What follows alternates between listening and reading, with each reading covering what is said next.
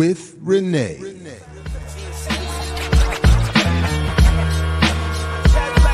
Yo.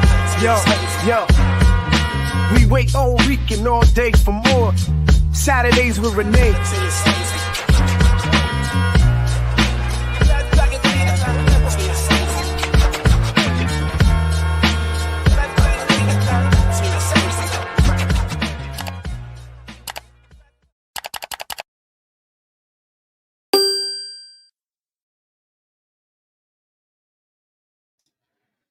What's up, world? Welcome back to Black Liberation Media in episode 111 of Saturdays with Renee. I'm Jared Ball, happy to co-host with, of course, Renee Johnston. Please like, share, subscribe, support the Patreon. All the links in the show description. Renee! Jared! What's up, What's man? going on?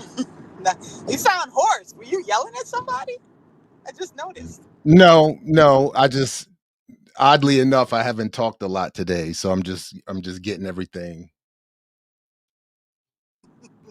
together. You know what I've been meaning to ask you? How did soccer turn out? Like the whole postseason. Well, stuff. let me say it this way. I'm super proud of my daughter, both of them, of course, but in this case, my youngest, because she has handled it very well. She was the consummate teammate, hanging out with her friends at the banquet and all of that. But she and I actually one or more other seniors were not, I think, treated properly by the coach, and she did not get a lot of playing time, and they ended up losing. I forgot what level they got to just before the final. I guess it's the semifinal of the tournament of the state tournament. But they won county, they won regional, and then they lost just before going to the finals for the state. But she wasn't playing, and it was, so for me, it was painful, and it was, a lot of projected hostility from me. But she was perfect and handled it well. But the season's over, and she's already training in preparation to walk on to whatever university she ends up going to. And I just love her whole attitude and her mentality, and I'm super proud. So, but yes, that's where we are. That's dope. Good for her. I wasn't sure if she was still going to try and do college level. Oh yeah, that's dope. I mean, she's the daughter of a supreme hater, and so part of it is we're not going to let this dude be like this. Like, he's not going to end your career. It'll end on your terms, one way or another. So we're like, you got 9 or 10 months. You can train, get yourself back. She's never really gotten back to 100% health, and then walk on and get onto a team, and then play in college. And so like. That's where we are. So yeah, no, we're not letting this. Like they used to say, one monkey can't stop no show. You know what I'm saying?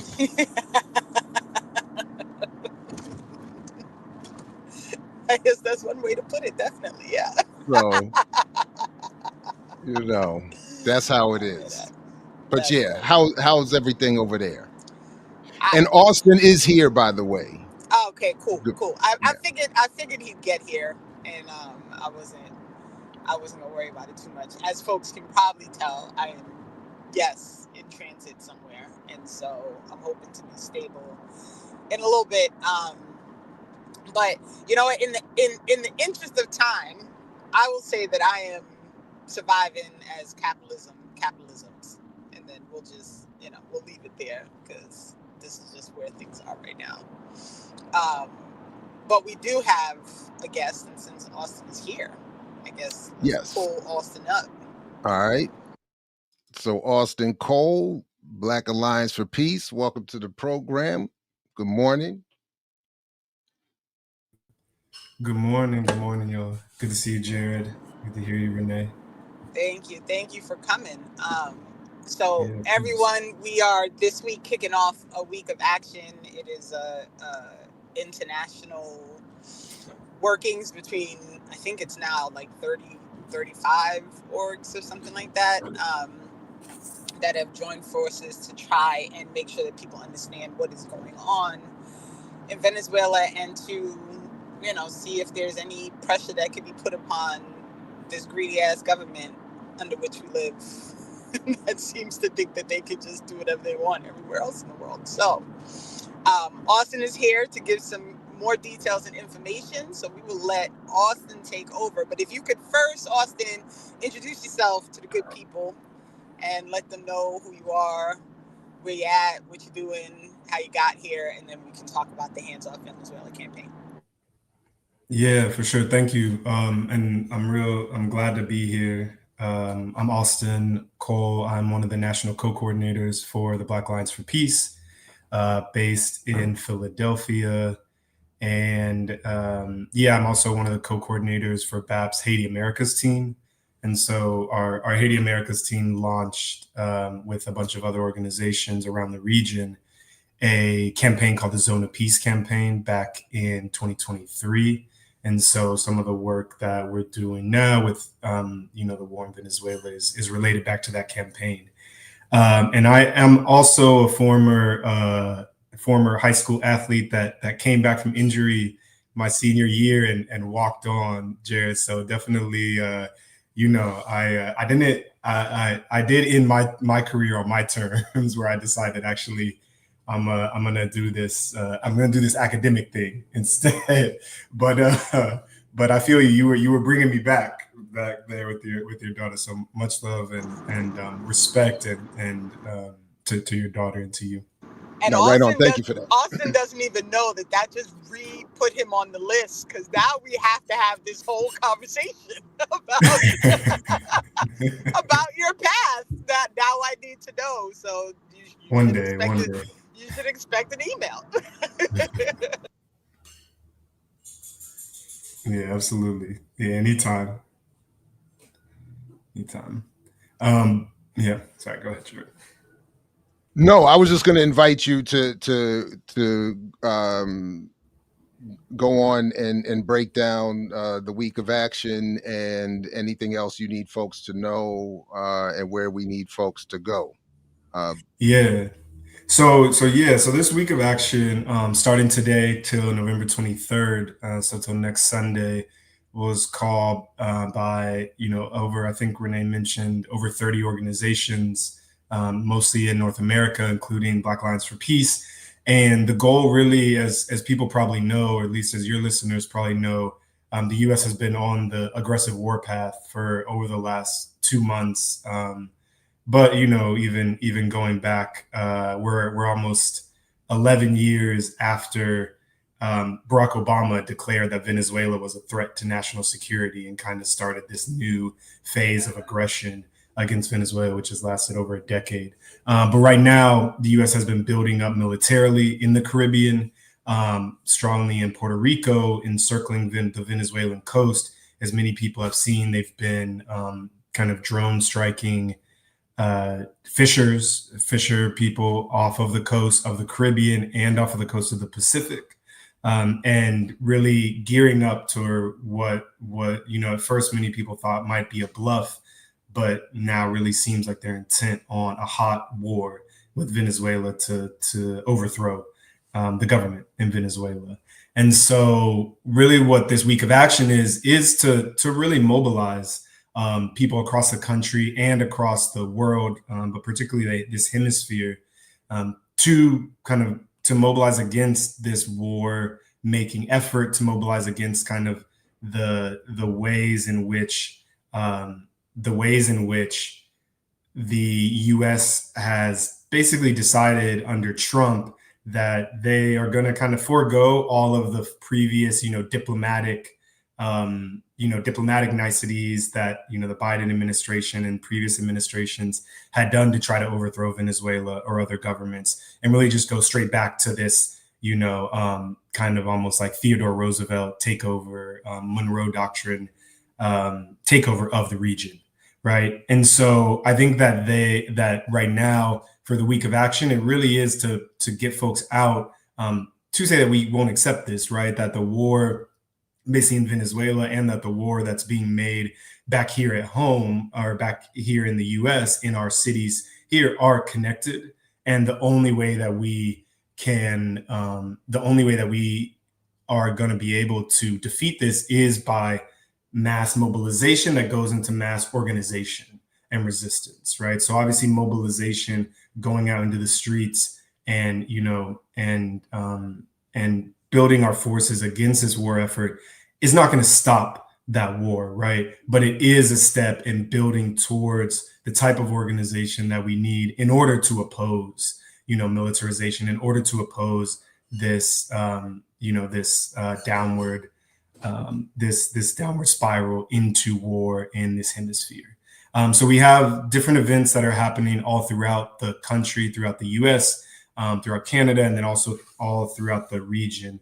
So today in Philadelphia, 2 p.m. at City Hall, we'll be out there with a bunch of different organizations. And then if you go on the Black Lions for Peace's website and you see the events, you can see events that are happening all throughout the country over the course of this week. And then if you go to the United Anti-War Coalition's webpage, UNAC, you can also see there that they have a broader the broader call for all different organizations all throughout the country.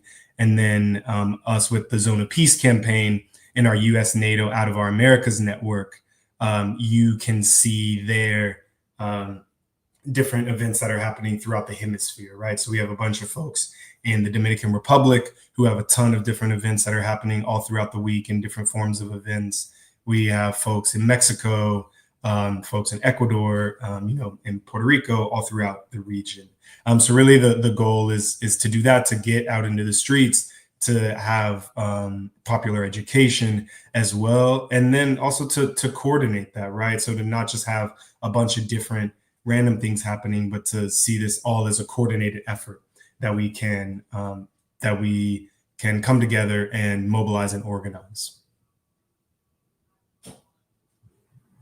And yeah, as Jared's showing right now, you can see some of the events that are on that side. And if you click on the events page, then those events, all the different events that are upcoming will show up.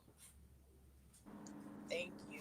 Can you say a little more, because this is something that we harp on regularly, about the interconnection? Like when you say the war abroad is connected to the war here that is happening within our cities, can you just a little more about what that means, like in a real sense, for people who don't come here every Saturday to listen to us talk about how it's all connected? Yeah, so there's a few different dimensions to it, but I'll try not to go too long. So one of the major aspects of BAP's work in our central campaign, which is called No Compromise, No Retreat, Defeat the War on Africans, Black people in the US and abroad, is understanding programs like the 1033 program, which allows local police local police departments to actually just transfer equipment from the Pentagon, from the Department of Defense. And if you look at how those transfers have transpired over time, as the US pulled out of Iraq and Afghanistan, then the equipment that was being used there is being transferred to local police departments, right? So you see the tanks, you see the tear gas, all the other different types of equipment that were in Ferguson, that are in, that were used all throughout our cities through 2020 and 2021 and continue to be utilized, on a daily basis.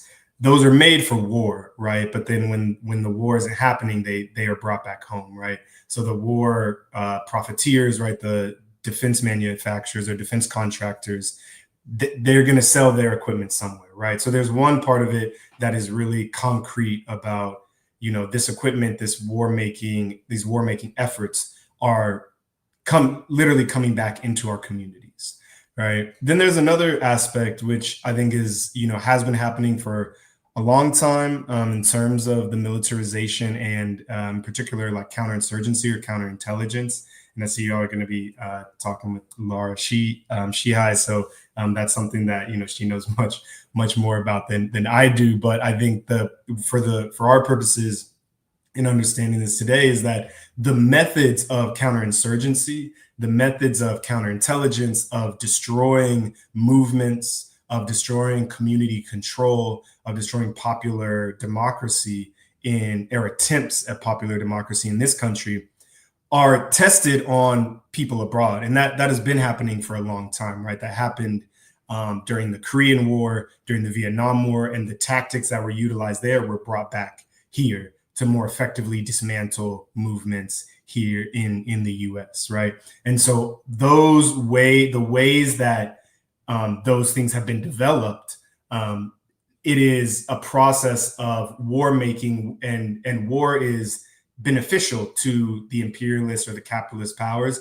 And so wherever they can make war to extract, value, to test their, devices, to test their methods. We've seen that in Palestine with the genocide in Palestine as well, and Zionist intelligence apparatus and Zionist equipment that is utilized there, and surveillance equipment is literally already being utilized in public housing in the U.S. Right? It's literally already being utilized by police forces or police departments here in the U.S. And so, that's been happening, right? But it's only happening at a more accelerated rate.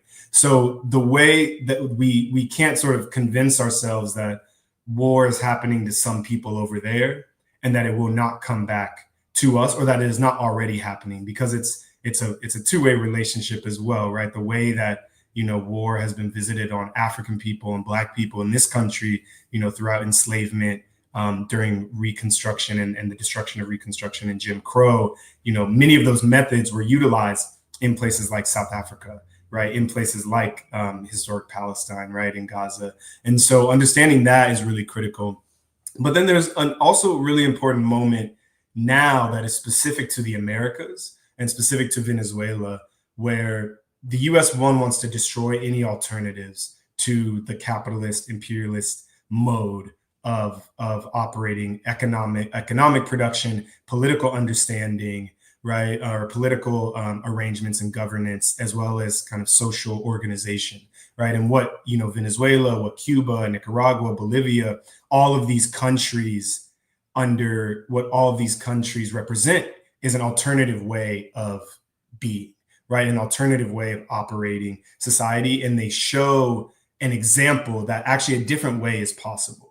And that is more dangerous to the US, to the entire imperialist order, than all the oil that Venezuela has, right? Yes, they want Venezuela's oil, but they also want to destroy any hope of something different for African people, for all colonized people, for working class people in this country and throughout the world, right? And so for us, understanding that war, understanding the purpose of the war on Venezuela and on this hemisphere is to really destroy those alternatives in this hemisphere, so that there is no model, there is no alternative that people here can look to and say, we can actually do something different, and we're willing to fight for something different. And to lock down this hemisphere as China has influence throughout the rest of the globe, as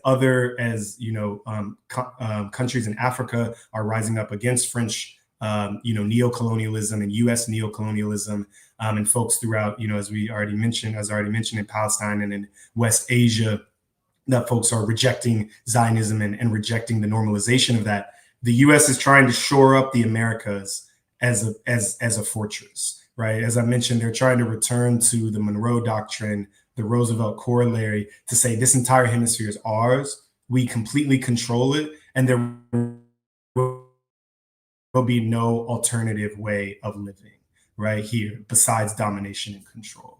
So just to say that, I think it's multifaceted, but most importantly right now, why we need to fight against this is to actually have the capacity, or build towards the capacity, to have self-determination, right? To believe that we can actually develop ways of being, ways of living, where our communities can be in control of our destiny. Because this country has never wanted that for African people, for Black people, right? Has never wanted that for working class people. And so trying to stamp that out of Venezuela is also trying to strike a blow against any hope of that for us inside the confines of this country as well.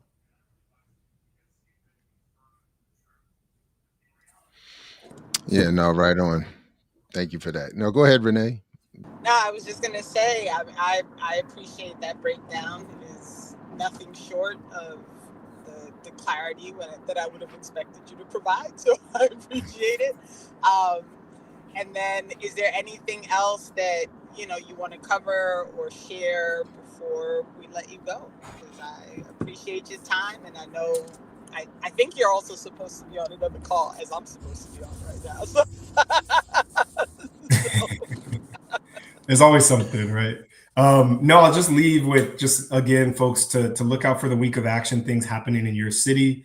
Even if something's not happening in your city, right, that's an invitation for you to take that up, right? Part of mobilizing and organizing is also building our consciousness to act and to understand that we can act and we can find other people who we can act collectively with towards this longer generational struggle. And for folks to check out the Zone of Peace campaign and U.S. NATO Out of Our Americas network, really that work and the goal of that effort is to build an America's wide consciousness, because we understand that our fates are interconnected, right? We understand that, African people who are in South America, in the Caribbean, and in the United States and North America, right, are part of, the broader African world, and that our and as African or Black, working class peoples, we have to be united and we have to coordinate with other folks who are colonized, other working class people, other communities throughout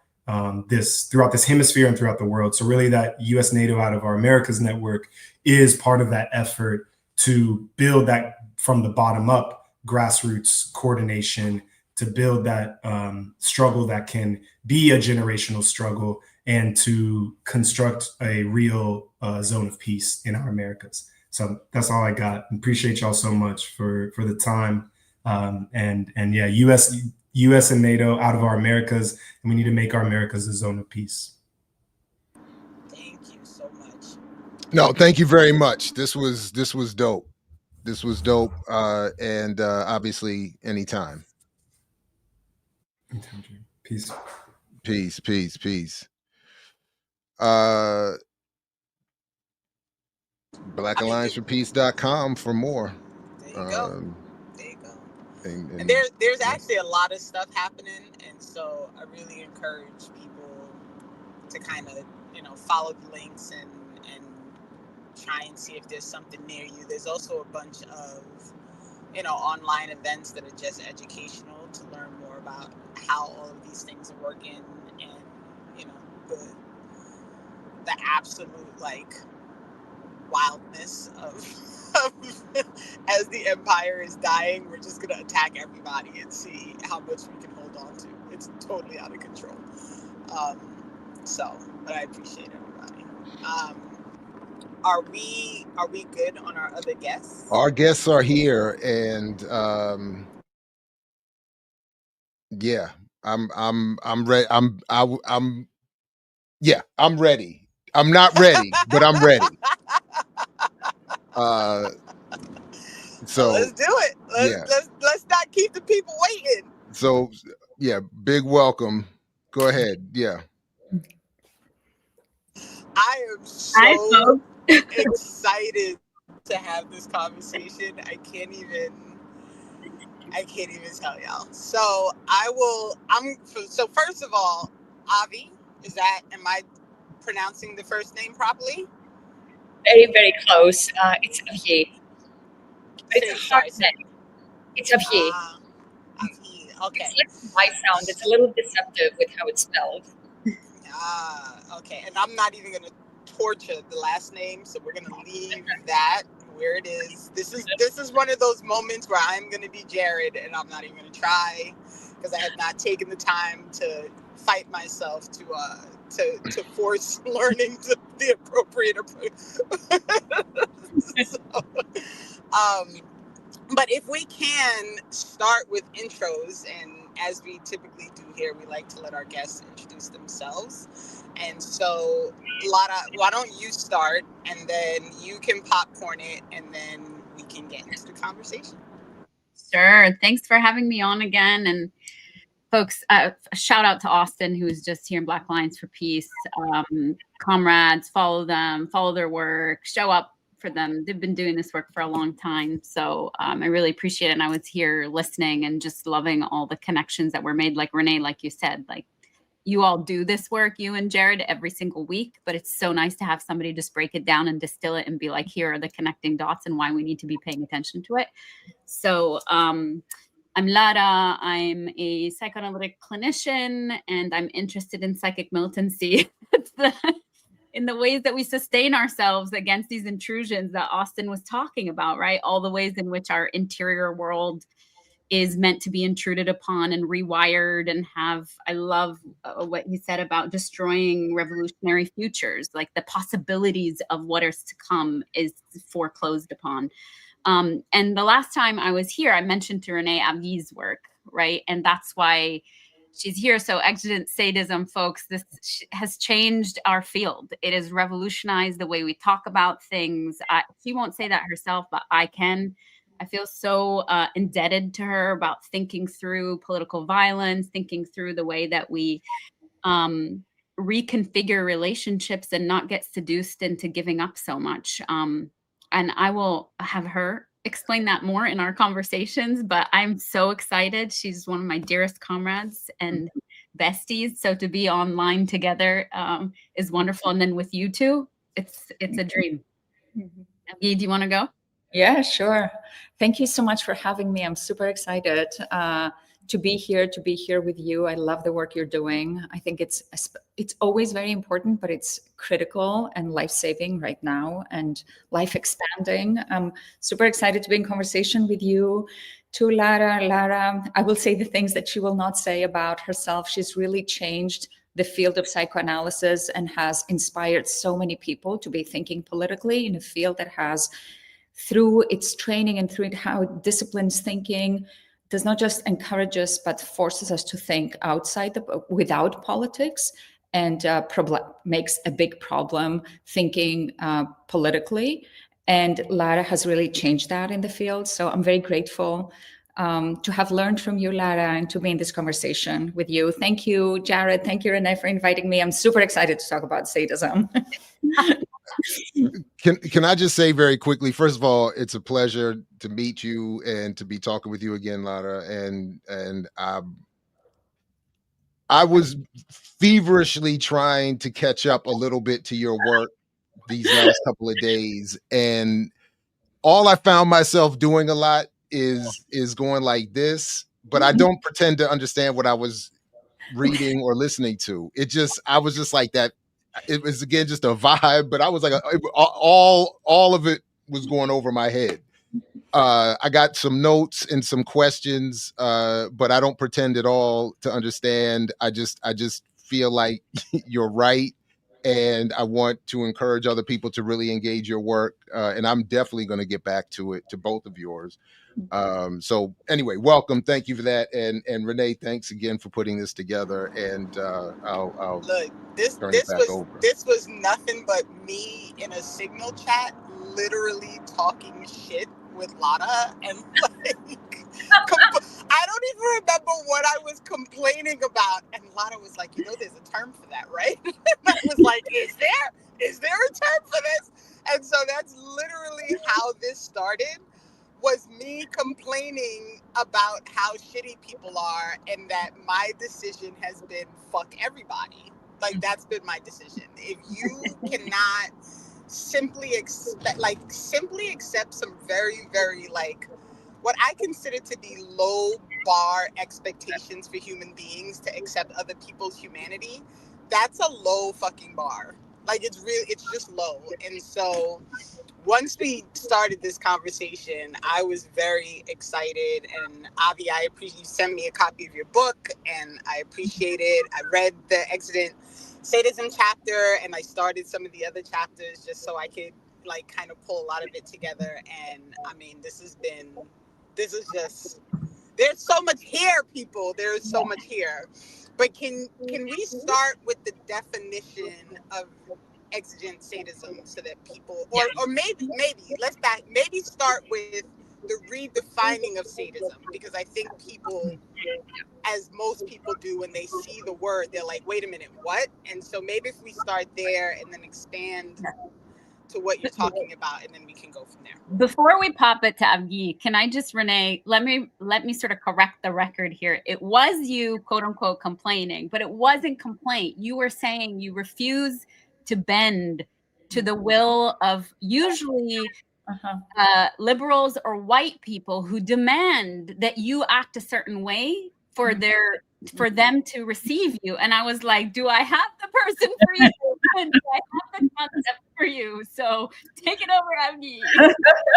I mean, now that you say the bending of the will, like I totally see the instant connection. And, I'm thinking about what you were saying, Jared, what it's like to read in a field that may not be necessarily the field that one is in.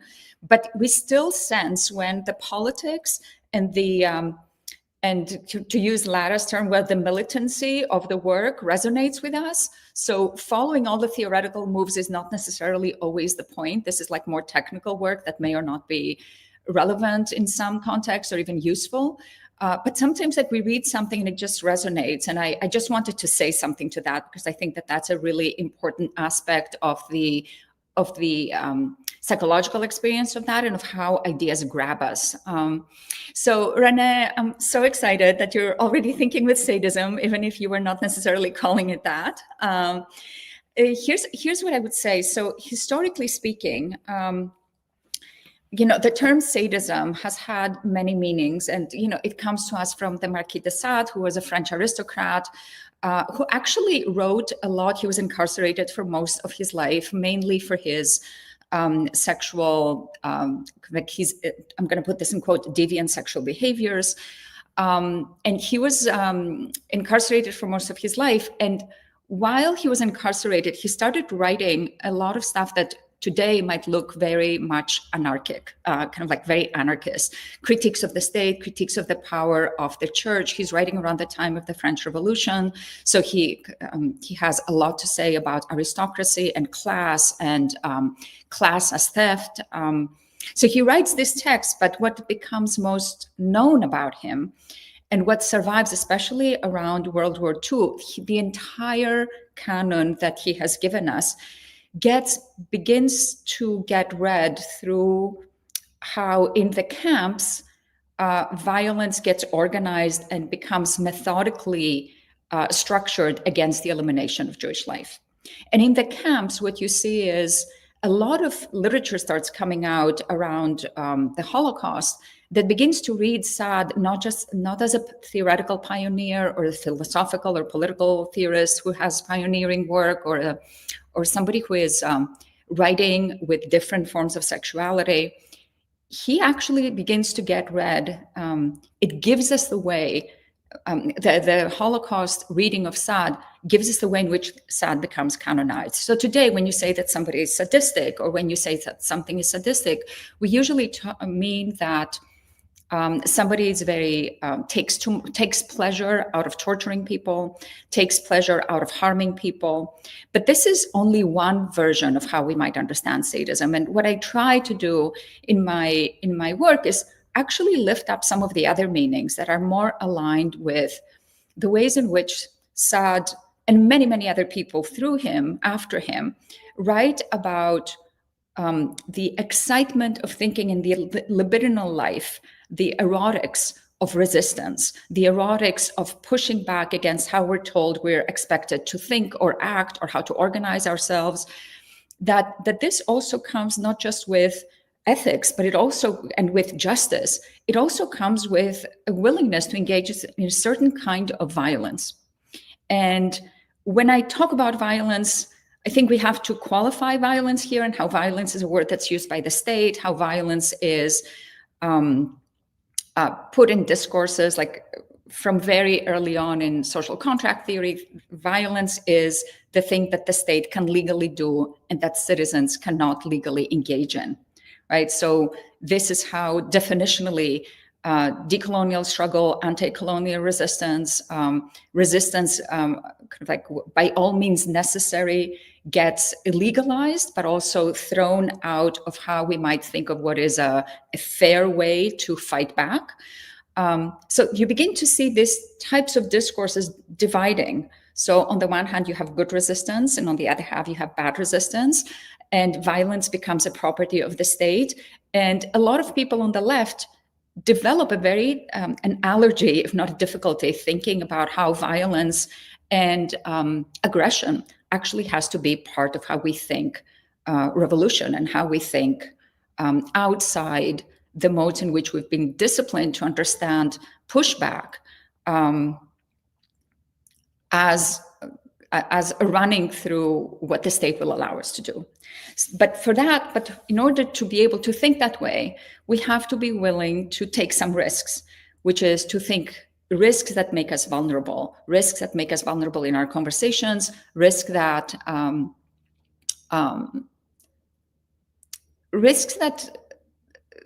sometimes also require us to rethink our own relationships to the state and with each other. So I'll leave it at that. There's so much more to say, but this is just an opening move. No, thank you for that, and I definitely appreciate your first point about the feeling and finding the militancy, even where I don't fully follow we might not follow every word of the argument. But no, that's great. Laura, Well, did you Jared, want to? Yeah, go ahead. Oh, sorry. No, go ahead, Yeah, Renee. no, Sorry. No, just real no. quick. Since you said you had questions also, since normally I am the one with the 8 pages of questions, I think since you have questions, you should ask your questions first, because I had more time to dig in and I watched, I think, probably more.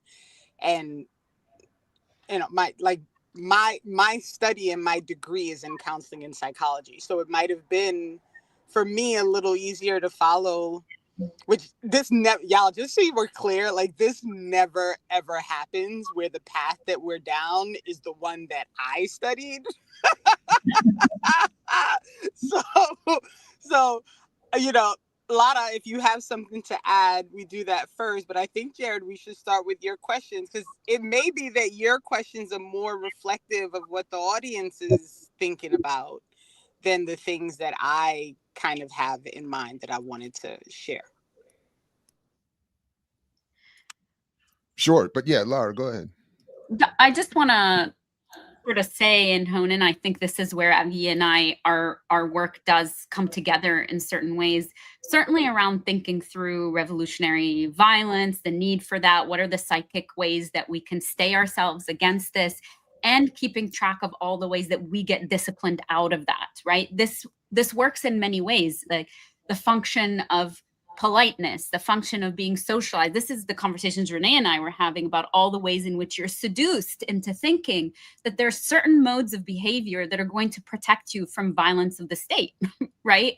Like if I just did this, or relationally, for example. Now, certainly I had experience thinking through this as an immigrant, as a racialized person coming into the United States, learning the racial codes of the United States and realizing, I think we talked about this last time, realizing, oh shit, whether or not I say anything, I'm experienced a particular way because of my politics. It's my politics. Like if I were to vacate my militancy, everybody would be happy. Everybody wants a fucking Lebanese person that has no politics, right? That a liberal Lebanese person, everybody, I can make tabbouleh and fattoush and hummus and everybody would be happy. But the second you come onto the scene and refuse to bend and continue in your militant path, that's the place where people have problems and shit starts to break down. So Avgi's work about like, what is the process by which we stay ourselves against all these seductions, right? I think Avgi is also working on staying away from repair and all these ways in which we are invited into relationally shifting or softening ourselves or doing all that. And for me, I'm thinking about all the political consequences of that. And my book that's coming out really talks about like, what are the actual political consequences that happen about our revolutionary futures when we actually buy in to this disciplining process. And of course, I love that, Avgi, you said an allergy against violence. And this is the sort of thing, is like, how do we equip ourselves? I've used the word inoculate before. You said allergy to violence. And I'm saying, how do we inoculate ourselves against these invitations, against these seductions, against these ways that we are actually meant to think that behaving in a certain way is going to be the fix for that, right? And this is really something for I'm not talking about liberals, like fuck liberals. I'm talking about our revolutionary leftist politics and thinking through. And the last thing I'll say, and then Jared, I really want to hear your questions too, is the way that affect, like the psycho-political affective is mobilized in these particular ways, right? So the allergy against violence, what happens psychically and affectively that stops us in our tracks, that makes us hesitate, that makes us, veer off, that allows us to join their theater, as Dylan Rodriguez would say. There's an entire theater of lexical warfare, those are his words, that is mobilized against us. And there are ways in which, even when we're politically on point, we find ourselves in these positions where we are bending rather than, here, I'll reach to Fanon, is make the colonizer concede. It's the concession has to come from them, not from us. But there are all these sorts of ways in which we are made to give up concessions, cede space, compromises, all these sorts. So like, that's what I'm here for. I want that conversation too. Yeah. Okay. So where my questions are initially coming from are from the video you all sent us, where both of you were in a panel with some other colleagues, and there was, I'm using the phrase rapid fire because that's how I felt receiving the ideas as they were just, and I was just like, wow. So every once in a while I would just pick up on what I felt was a theme and write it down. And you actually, both of you said things that were in a positive way jarring. So, but if for my sake and for maybe that of the audience, could you come back and say a little bit more about, so for instance, at one point, I thought one of your colleagues was saying respectfully that they disagreed with the use of the term sadism because of how it was perceived in popular. You spoke a little bit to that, but if you could come back and say a little bit more about just more about how you're using the term and deploying it. And then what you also mean by exigency, if you could just add just more, so, and then that'll help for the other few questions I have, and then I'll turn it over to Renee and the experts. Okay, those are great questions. So we have the usual way in which sadism is understood as cruelty, as like superfluous violence that is just about pleasure. And then we have the BDSM variant of sadism, where two people agree to come together and do BDSM. One is the sadist and one is the masochist. And I put this in quote because another way that we have to think about sadism is an as if, almost mimetic form of sadism, where somebody agrees to act as if they are sadistic with somebody who wants that for for reasons of sexual pleasure or sexual enjoyment. And I call this sensible sadism because it's kind of fake. It's as if it's a put-on version where both people agree that somebody will assume a role.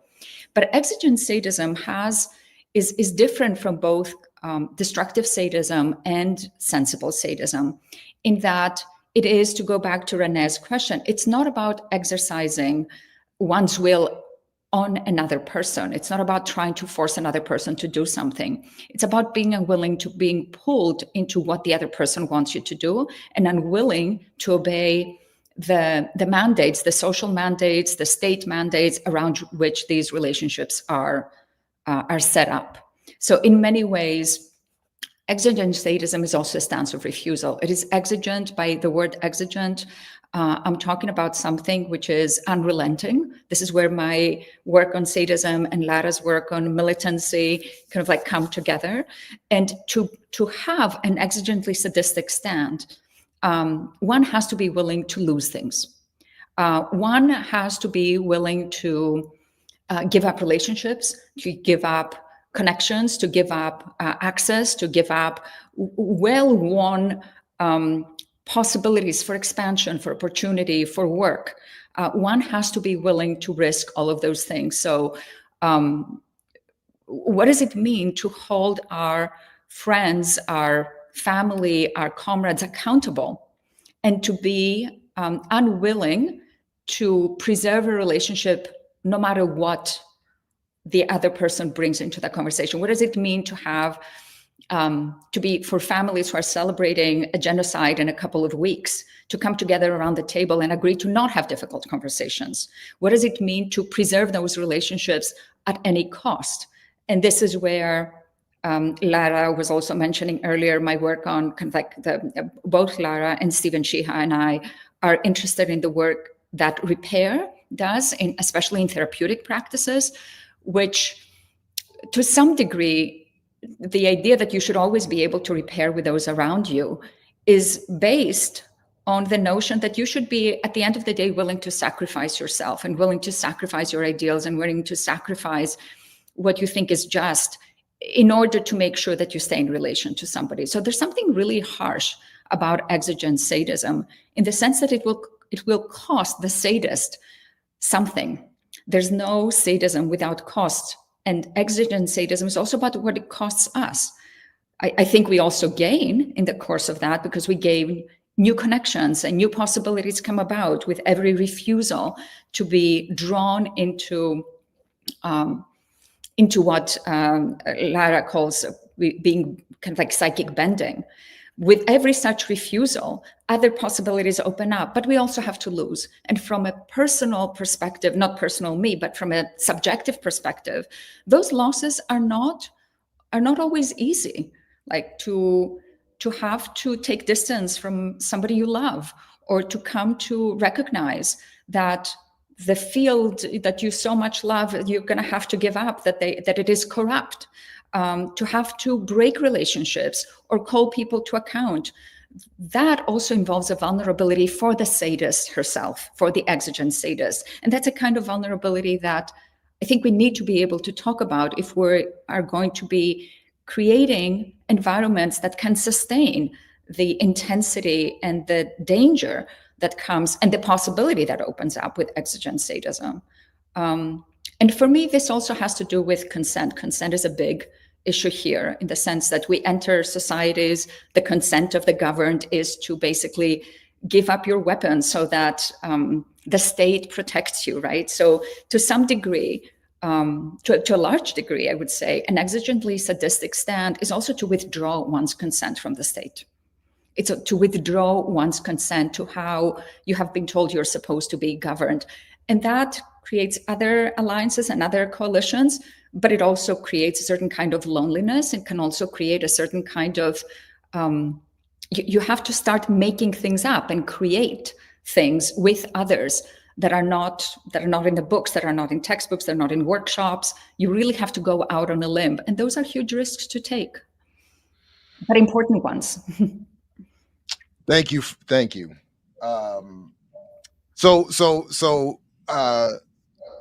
Lara, let me bring you in by asking something about something you said, because, well, just speaking of vulnerability, these last couple of days, I've admittedly felt more vulnerable in two moments than I have in a long time. And one was doing this interview with some comrades out west about this new film they've made that I want to continue to encourage everybody to see, called Crushing Wheelchairs. We have to find ways to get this seen, which overlaps everything from settler colonialism to capitalism to in this one particular scene that I'm thinking of that was very emotionally breaking, of them bulldozing homeless people's wheelchairs. to remove them from these encampments, so-called, or whatever. And I thought immediately, and we talked about this, of the bulldozing of Palestinian homes, and the connections. And then Lara, you said something, and I want to be intentionally provocative here because I wrote it down, because I felt a similar emotional break when you talked about the story of smuggled sperm. And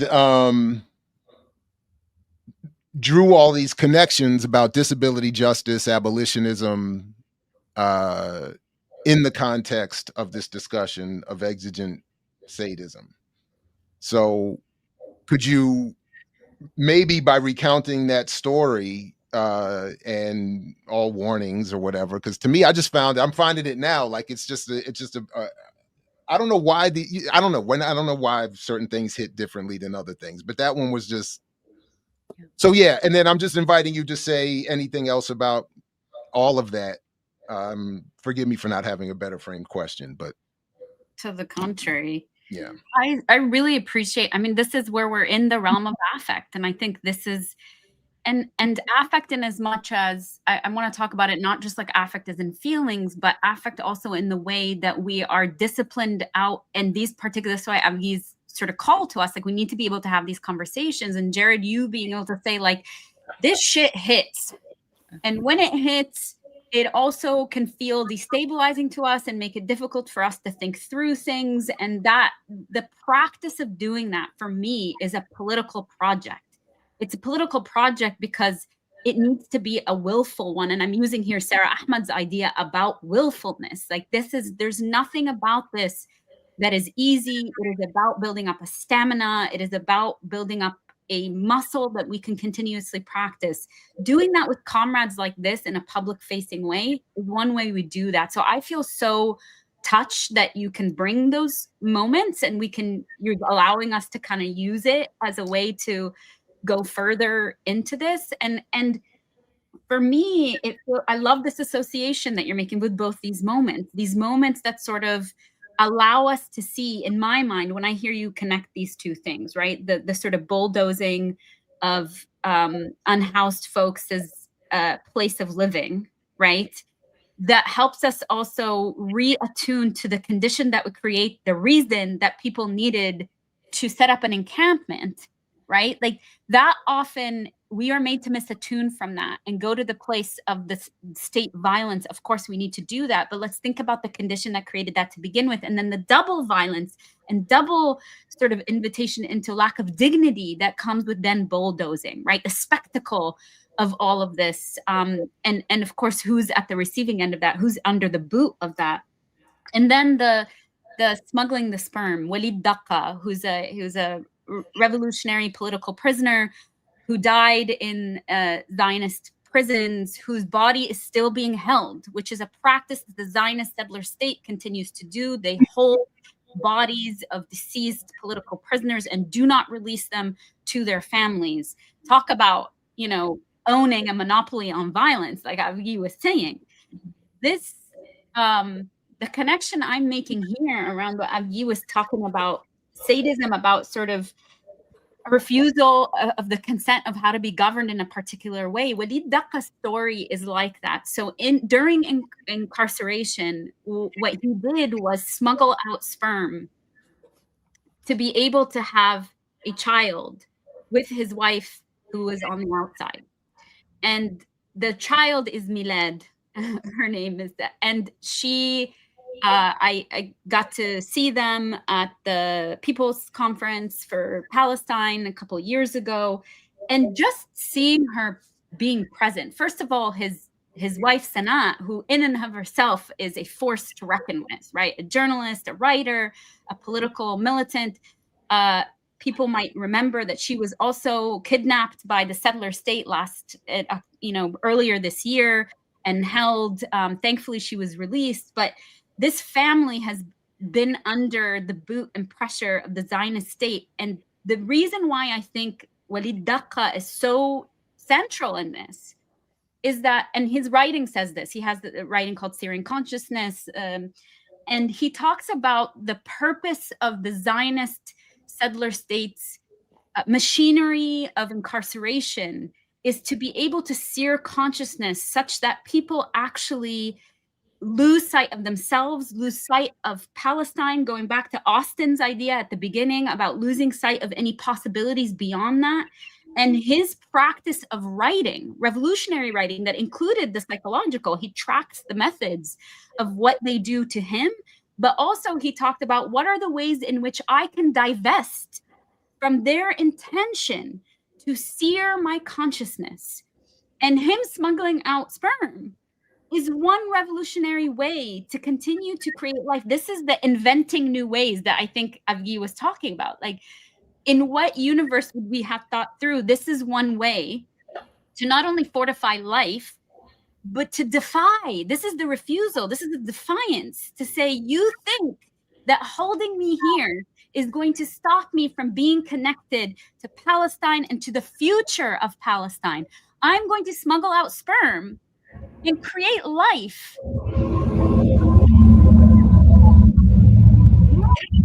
Exist, but that Palestine and the hope of return and my existence in this world as Walid Daqqa is going to continue in my daughter, right? For me, those are so powerful in terms of mapping out for us, again, when we don't succumb to the foreclosures that are put upon us, that are shoved down our throats, that make us be fixed in a certain place, and only the possibilities that are dictated by state violence, unwrenching ourselves from that and owning our revolutionary futures and possibilities through this is for me such a great example of this, right? And that's why I wanted to bring it up in that talk that you're referencing, because he was such a, you know, Avgi talks about sort of rearranging the way that a relationship proceeds. I'm paraphrasing here, right? And for me also the question is very importantly how it does not proceed. If I may jump in here for a second, I'm thinking also about kind of like how you started out your question, Jared, with talking about these images and the way in which we are encouraged, especially in feel-good cultures or in the ways in which people are told, you don't have to pressure yourself, you don't have to see things that upset you too much, that in some way there is an ethical requirement to look at these images and to engage with them, even as they may make you feel uncomfortable, even as they make you feel anxious or get nightmares. So I remember recently I was at a conference and we were talking about these images that are coming out of Gaza, and the ways in which people in the audience were saying, well, I have a child at home. I don't want to have to see these images. I don't want to see children beheaded or mutilated because it makes me worry too much about my child. I mean, their child who is in New York, kind of like safe and kind of like nothing materially, and the material aspect of this is really important. There's nothing to worry about. And yet the protectionism around not feeling distressed, not feeling upset, not feeling anxious becomes so prioritized over what is really on the table.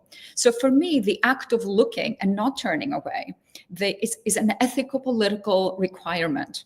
And it requires, if you're going to do it, especially if you're upset, a certain kind of bending of your will. Like if your impulse is to look away, the ethical requirement is, this might also be the willfulness that you were talking about earlier, Lara, talking about Ahmed.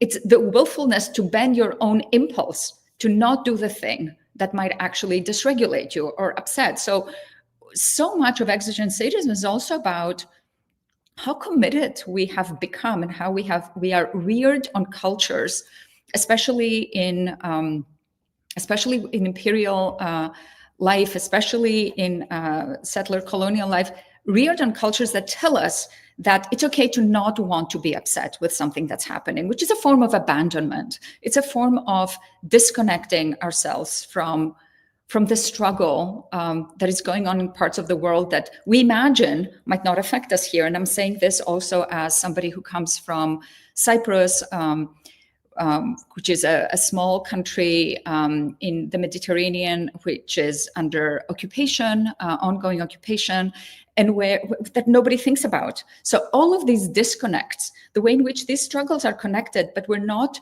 taught what we need to know to make the connections, to see how these forces all work in unison, is very connected with not looking at this, not getting distressed, not looking at these images.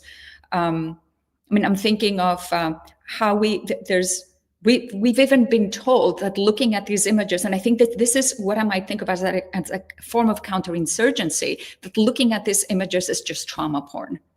That being engaged with these images is just a way of getting off in some way, sexually or not, or intellectually, or with watching people suffer. This might be what we might think of as destructive sadism, that it would be sadistic to engage with these images.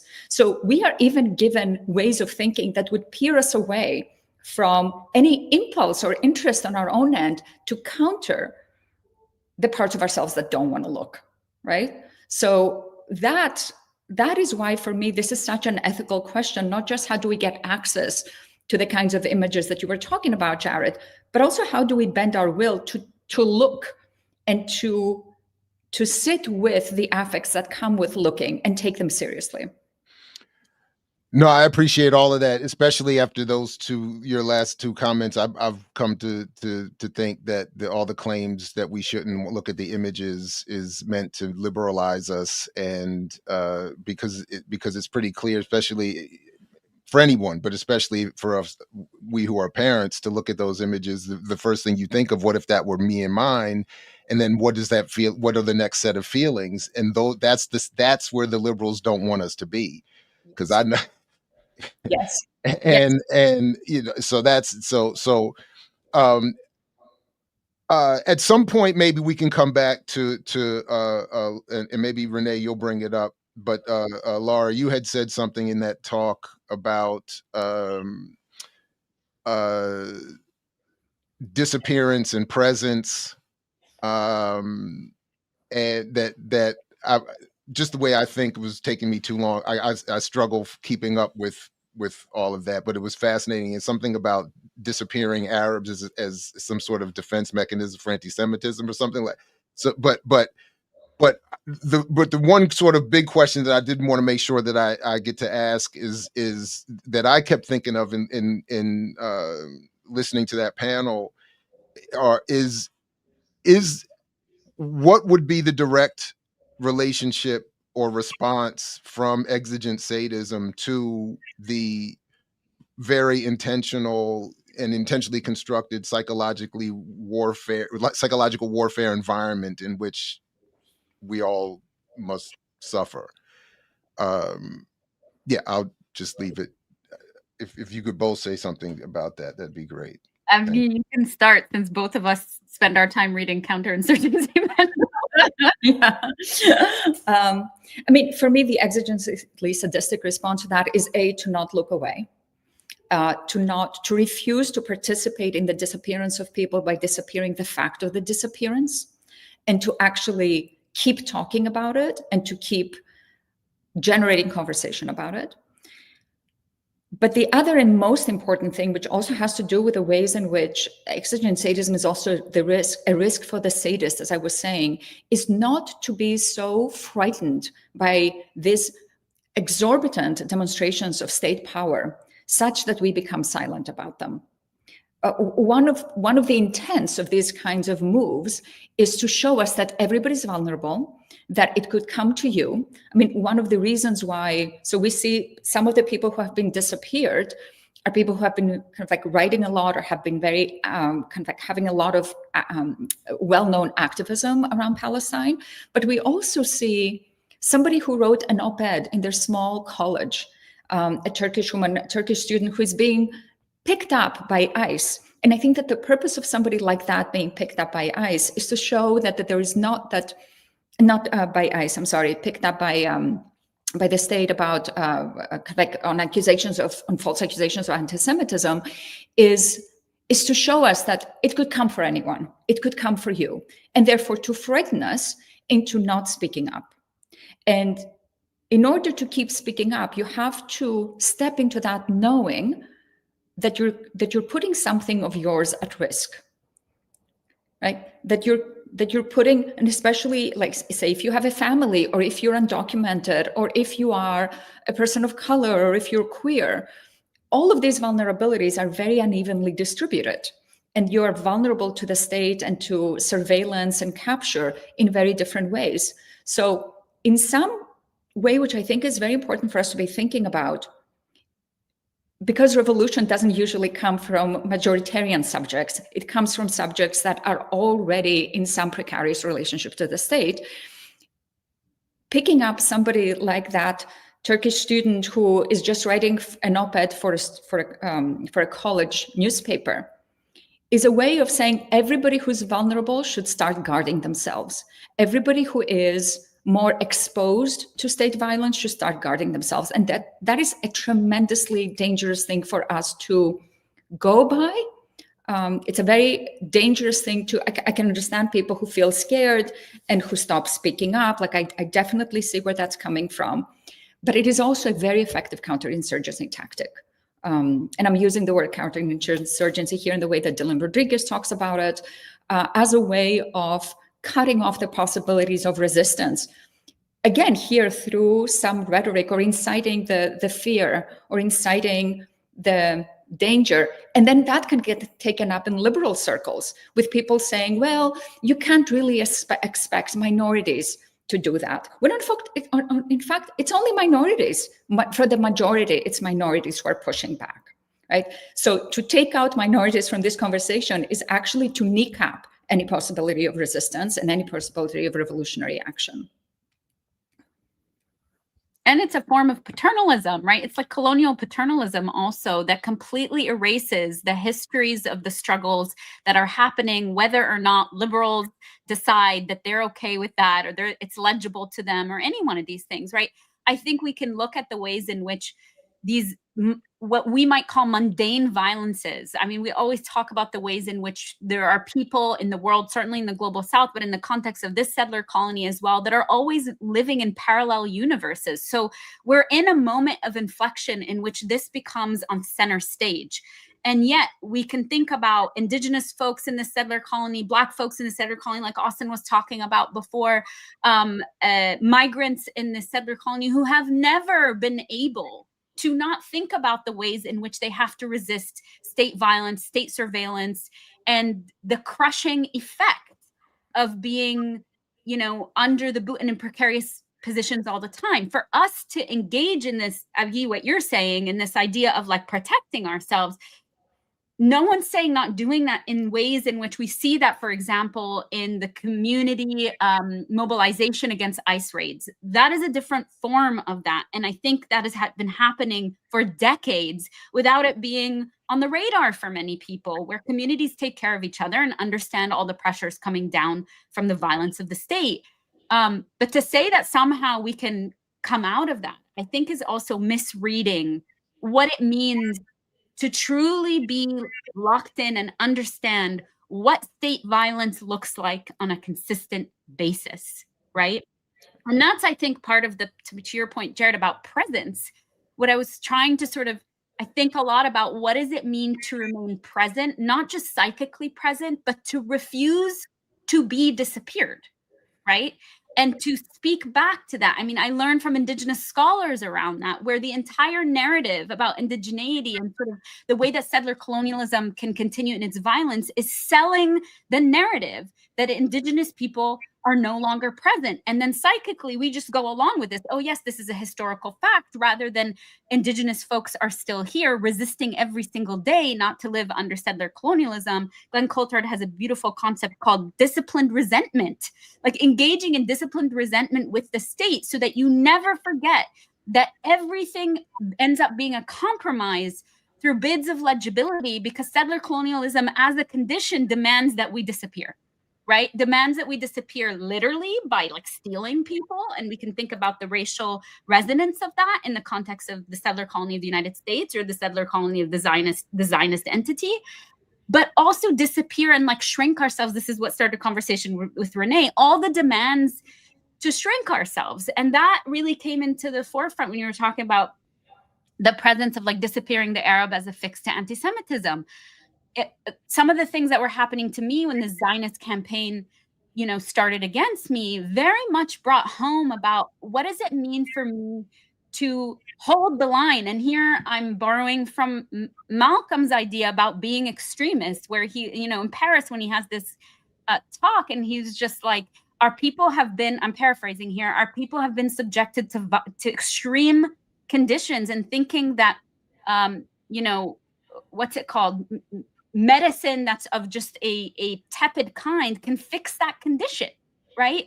This is the extremist, us holding an extremist position of presence, like sometimes our literal presence of not being seduced into thinking that this is going to be the fix. For me to be ousted from psychological associations, for my talks to be canceled, for people to make sure that I don't get jobs, whatever the case is, the fantasy is that, quote unquote, if the individual Lara is gone, we fix anti-Semitism. Fuck that shit, right?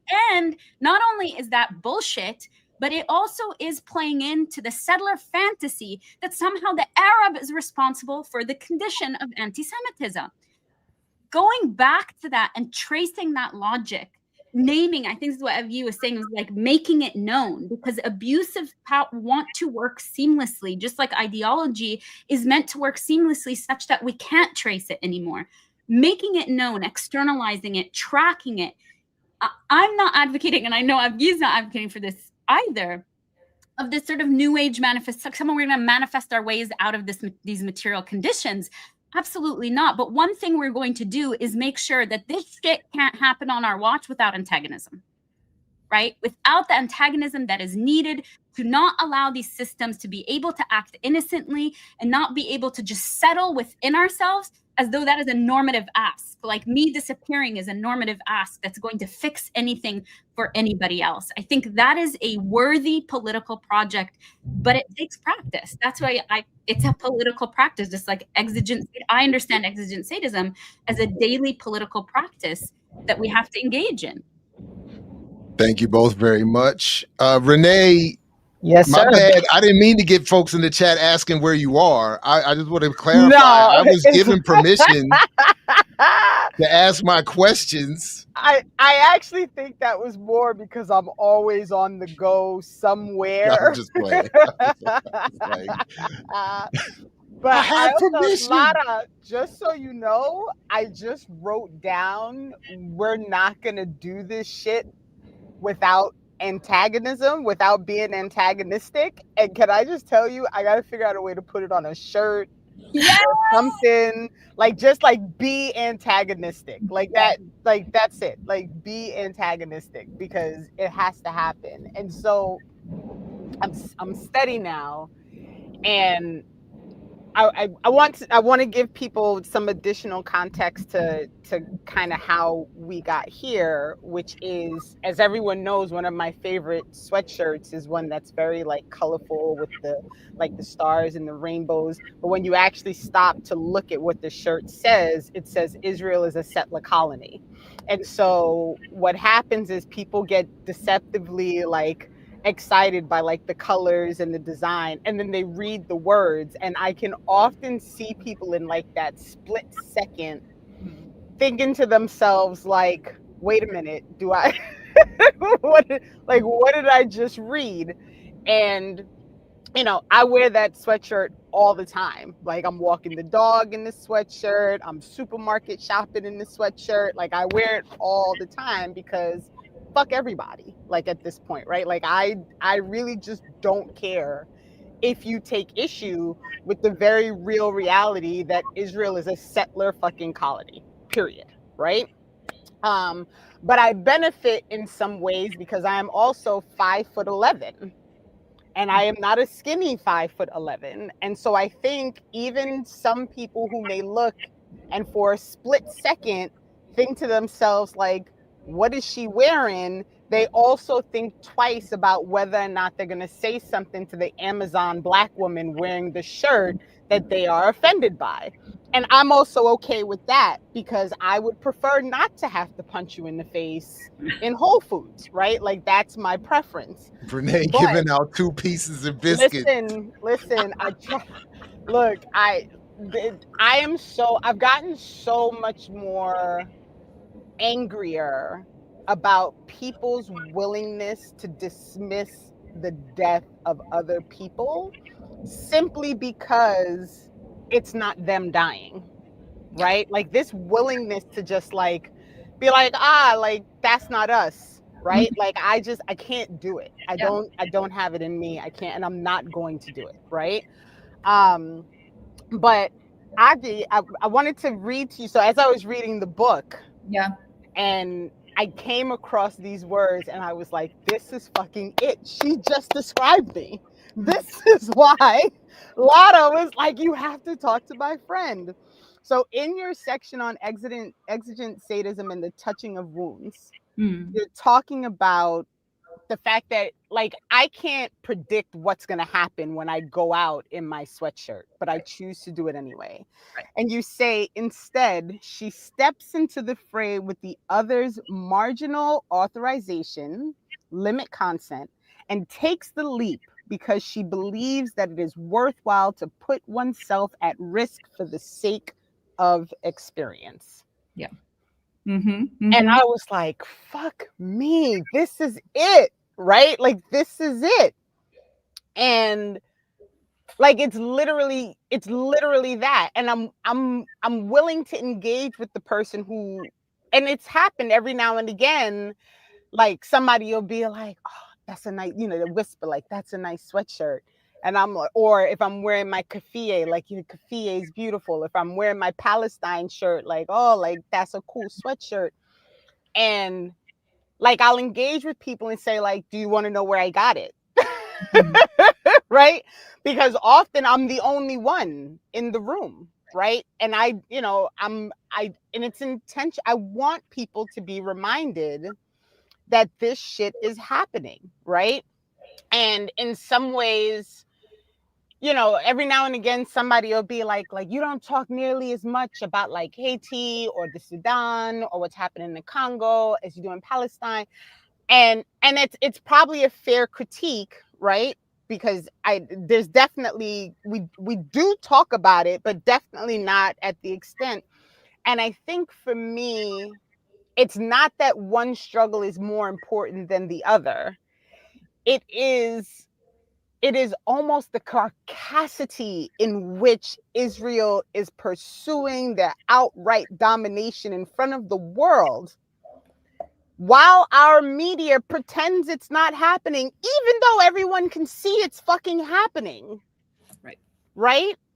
That has me incensed, right? And they have managed in some way, like, it's different, like, I know some of the things that happen in Haiti because I pursue that knowledge, I pursue the knowledge, I'm trying to watch and read the things, but we don't get a lot of people in Haiti sending out, it's not an onslaught of what's happening there. And there's definitely means to do it, and we do try. In fact, Jared, I didn't let you know, I reached back out to Mahi for her to come back and talk about the Sudan. She's still working on her dissertation, but and we'll bring folks back because we want to keep these conversations going.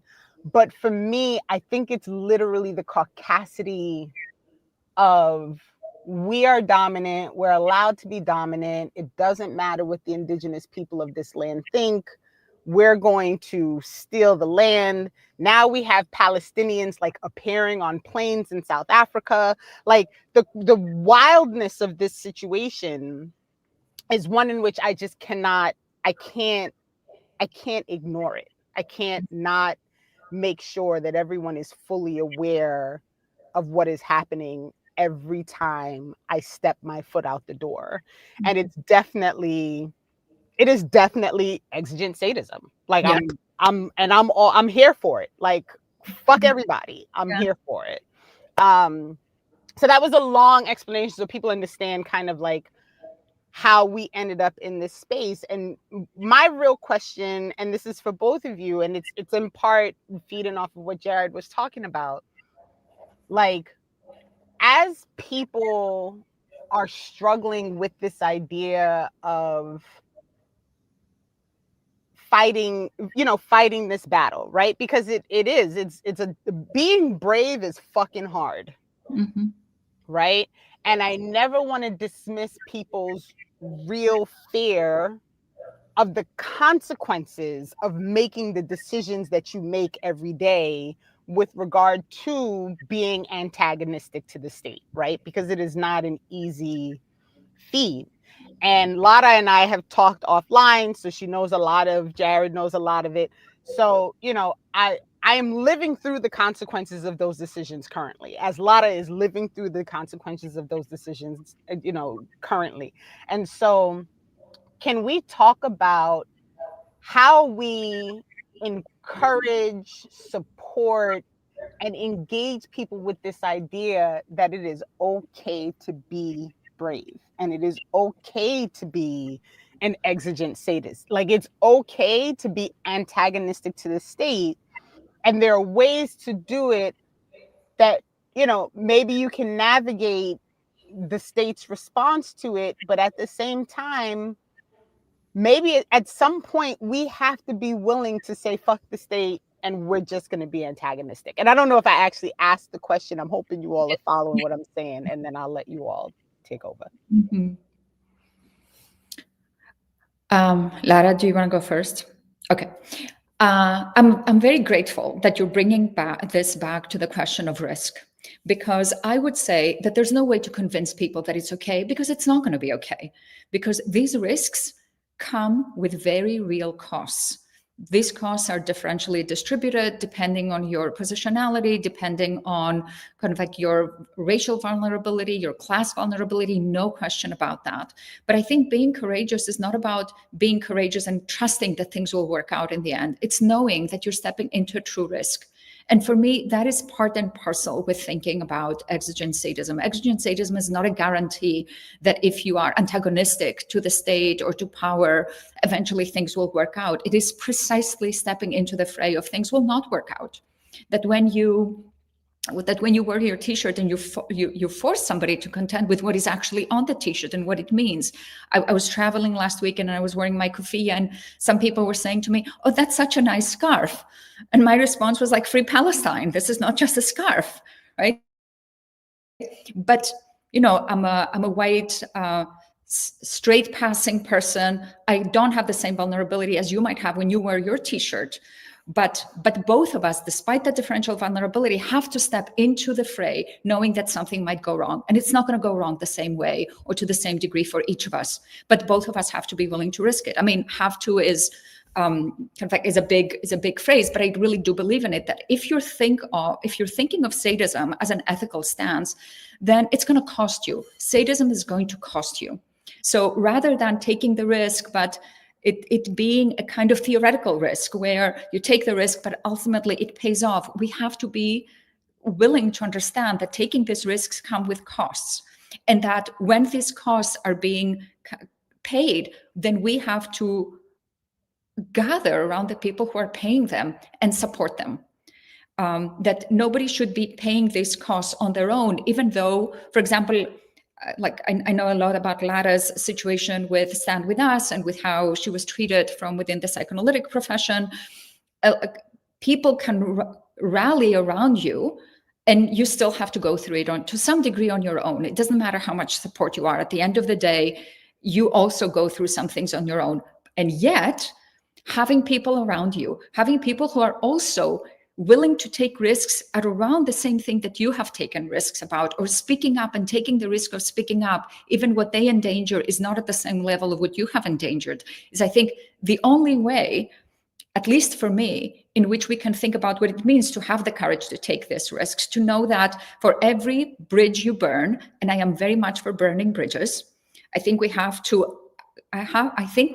let go of the idea that we can preserve relationships with those that harm us, with those that harm our comrades, with those whose projects are damaging to our world, For every bridge you burn, there's a possibilities of other bridges coming up. And this is one thing that I learned from Lara and watching Lara go through this in our field, is that for every bridge you burn, other possibilities open up, and that there's a particular way of thinking about solidarity in that, which does not mean that you suffer it in the same way. You know, we have to be able to think of solidarity with and accommodating the fact that there are differences between us, and we're not all going to pay the same price. But especially those of us who have more privilege. I'm queer myself. I'm an immigrant. English is not my first language, but I'm white. I am well educated. For the most part, middle class. So in many ways, like, I have to be willing to take those risks, and not just to put myself on the line, and without being willing to put ourselves on the line for our comrades. This isn't kind of like the solidarity of sending emails privately or saying, oh, I'm so sorry it happened to you. No, like, this all needs to be in public. It's not a political statement unless it's done in public. And I've learned so much from you, Lara, watching you go through that, and also watching how quickly power reconstitutes itself. So I'll say one more thing about kind of like wearing that T-shirt, going out in the world, and going back to Cyprus for a moment, where we see right now Cyprus is being bought up by Israel. Like, Israelis are going in, buying a lot of land also in the occupied territories. Netanyahu is beginning to say things like, we have to help Cyprus liberate itself from the occupation. And the truth is that we as Cypriots don't want Netanyahu's help. We don't want the empire's help to come in and save us from anything. We will do our own struggles. We do not want to be in bed with imperial power. And that is just something, and that is for sure a kind of seduction. Like, we will come in and save you. We will come in and give you the support or lend you the backing of power. And it's like, no, like, these are not things we have to agree to. And solidarity means not buying into the lie that it is that empire cares about any of us. Empire cares for itself. So I just wanted to say this about Cyprus. Like, Cyprus doesn't get talked about a lot, but I think it's a really important, right now Cyprus was the place through which there was refueling for planes going into Gaza and bombing. A lot of boots were on the ground in Cyprus to help support the genocide. A lot of the surveillance was happening through Cyprus, through basically the British bases on Cyprus. So I think that this is all very connected and really important. I just want to quickly tack on that you just got yourself invited back. Now we have like a whole other conversation. And you were already technically on the list, because I know, like, we're going to run out of time at the end of this, and I'm going to be like, oh, we have to bring you both back. But now we also have to have this conversation on Cyprus, because this is people in the chat were saying that Israel was buying up land in Cyprus, and they were, these like private facilities that are being built, which makes me think of Lara's home state and how they're building walls in Lebanon. Like, they're all, this is what I mean by the fucking caucasity of it all, right? Like, the willingness to pretend as if your empire is so necessary and valid and needed that you can just go wherever the fuck you want and do whatever you want and be damned with the people who already are there. And I just, oof. But yes, you will keep getting emails from me, but thank you. I want to hear that conversation about Cyprus. And can I just say, fuck the British Empire, fuck the British. Literally every problem we have, it's because of them. But also to think about, to go back, I'm saying that both tongue in cheek because I just like saying it, but also to remind us that there's a condition that was created by an empire that's expansionist, and its after effects, its reverberations are still here. And for us to call back that material reality and understand that for example, the partition of our lands, right? If you're talking about Lebanon, Palestine, Syria, all that is precisely because of the British colonialism and empire, and the continuation of that, certainly in Cyprus, also all the ways in which we can call back these patterned ways in which empire, colonialism, and settler colonialism work helps steady us and keeps us clear about what the counterforce needs to be. And that, for me, is part of it. And you know, I think, Renee, to your question, sort of building off what Avgi said, is about the radical redistribution of responsibility. And that is a political project,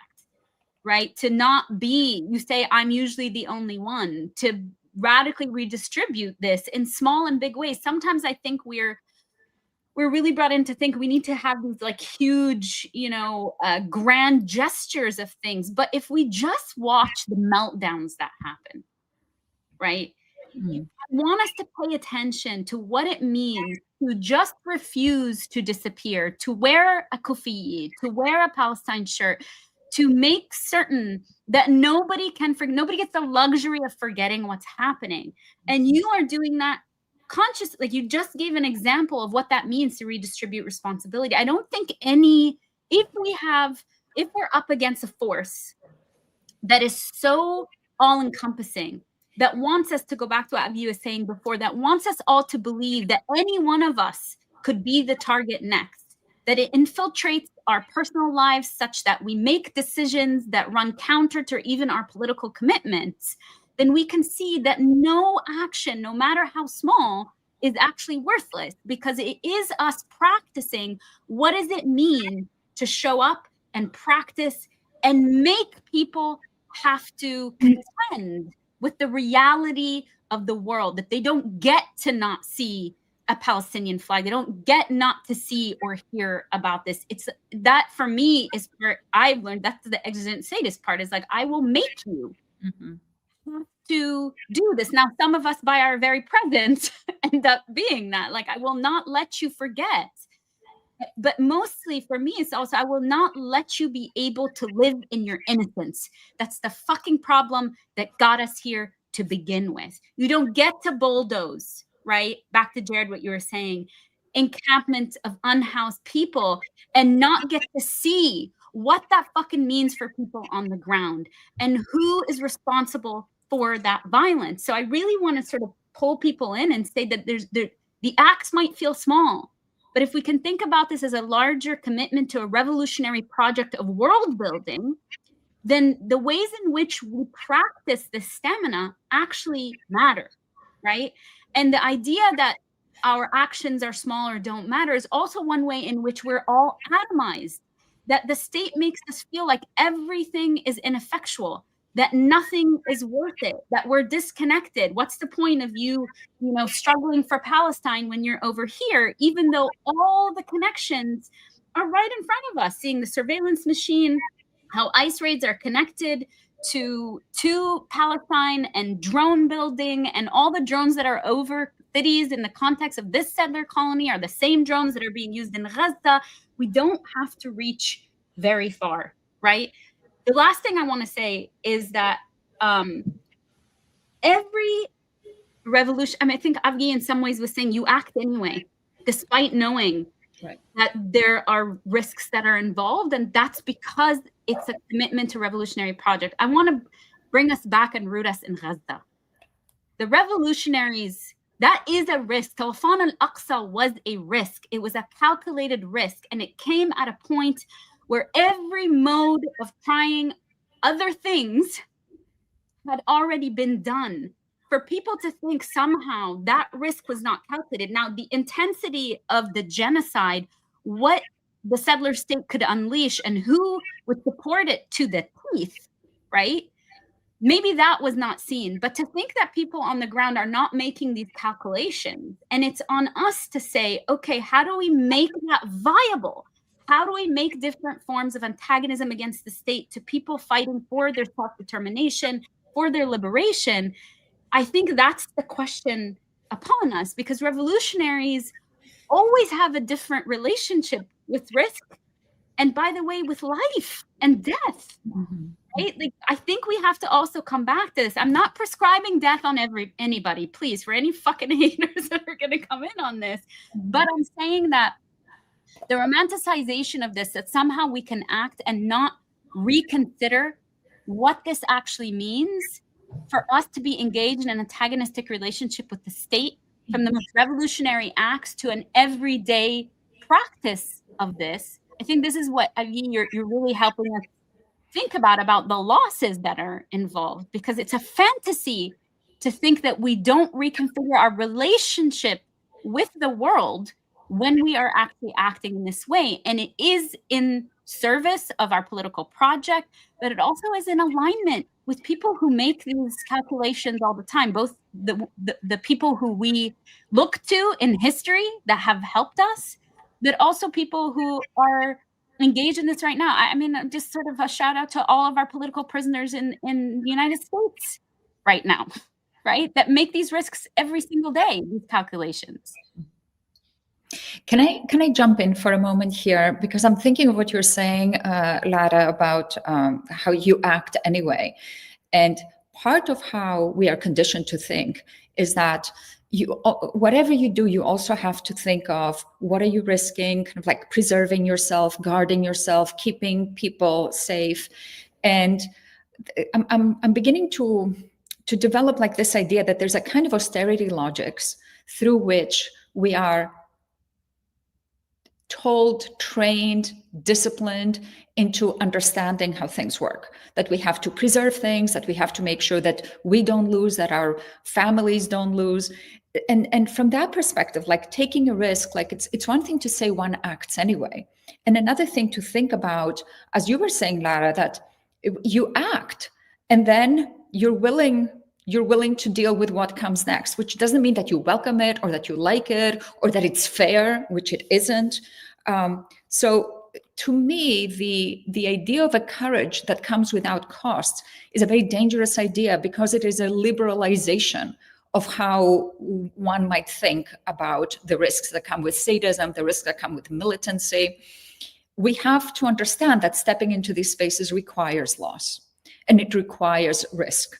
And start from there, and how to support each other when this happens, how to think about solidarity movements. There is a way in which we have almost been sold this idea that there's a way to do like revolution light, where you do something and it doesn't cost you. And I think that's what we're seeing. Like I was in Greece for the first time, that when I heard Greece has, I mean, there's a whole other history of like the neocolonization of Greece through the European Union, which is a whole other conversation, which really informs my thinking about kind of like how forces come in and take you up precisely under the rubric of safety, of protecting you, of making sure that your economy can survive. So as a result of which, at this point, I mean, this is a very kind of like quick reference. At this point, Greece is owned by the US, by China, by Germany, all under the auspices of being protected. So there is a kind of austerity logics that we have also been conditioned in, especially those of us who are trained as clinicians or who see people clinically, the idea of like, how do you preserve yourself? How do you not expose yourself to danger?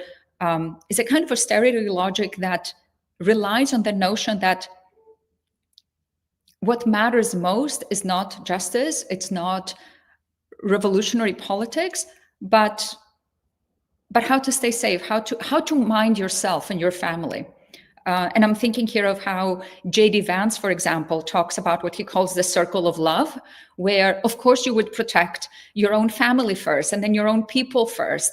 And this idea that you protect your own first is exactly how we get into that kind of trouble when we're thinking of what happens here or what happens with people we are kind of like, I'm thinking of how Jewish people have really struggled with this question of like, do they break ties with Zionists, or are they too much alike to not risk that tie? So for me, breaking ties, what I have come to think of, borrowing on, leaning on Lara's work around militancy, of relational militancy, what it means to be relationally militant and to not allow oneself to be seduced into the notion that you keep relationships no matter what because you've had them for too long, that you don't put anything on the line because at the end of the day, that person is too old or too much thinking from another perspective, or they've been in your life for too long to expect anything different of them. These are the kinds of losses, not just the risk of going around as a Black woman, as you were saying, Rena, wearing a shirt that says Israel is a settler colony, but also the risk of our relationships. And I think that this all needs to be on the line, if not on the chopping block. I so appreciate that. And you know, somebody said it in the chat, like looking at this as austerity is, and it's also this Western idea of individualism, right? Like what you need Totally is more important than anything else, right? And so if the thing that you deem to be important for you or your survival or your children, you know, whatever thing you're tacking it onto, that is more important than this general idea that there is an entire world of people who exist outside of your personal lives who should be considered as a factor in all of these decisions, right? Like every now and again I get a question of like, don't you worry about your son, don't you worry about like what's going to happen if something happens to you. And it's not that I disregard those things, it's not that I don't think of those things as a, you know, as a person, as a wife, as a mother, as a daughter, like all those things. But at the same time, I cannot escape the idea that this world is not about me, right? Like I am very unimportant in the grand scheme of civilizations of people who should be allowed to just survive. Like, I don't even understand how we got to this place where, like, actually, let me not lie. I understand how we got to this place because people are fucking greedy. That's how we got to this place, right? But like the idea that people can't comprehend this very simple matter of everyone has humanity and the right to their humanity simply because they're a fucking human, right? Like that's it. You don't need to ask it. It doesn't matter where you were born. It doesn't matter where you live. It doesn't matter what you provide. It doesn't matter what you bring to wherever you happen to be, like walking in the moment that somebody asked a question. Like none of that matters. You are alive and therefore you have a right to your humanity, period. There should be no other question outside of that. And you know, I can't escape that reality, right? Like once you accept that, like there's no escaping it. And I struggle consistently. I went to a 50th birthday party last night, and there was a part, and of course Lara will laugh, but of course I'm like in the dance room like sweating, and I was like, this my keffiyeh is making me hot, so I like wrapped it around my waist instead of my neck so that I wasn't like right. But like, who does that? Like my mother was like, you went on the dance floor wearing your keffiyeh? And I was like, I did, like, you know. And I just want I want people to be willing to accept this idea that you yourself is one person, and whoever you consider to be in that circle of love, like this bullshit concept with, you know, like maybe that's not the most important thing. And that does not mean you don't love the people in that circle. It does not mean that you disregard their own humanity. It does not mean that you don't care about the survival of your family and your children. It means that you accept that all of that is part of a greater system of people and you know, and humanity. I just want people to be able to step outside of themselves and recognize that you are part of a larger structure here, right?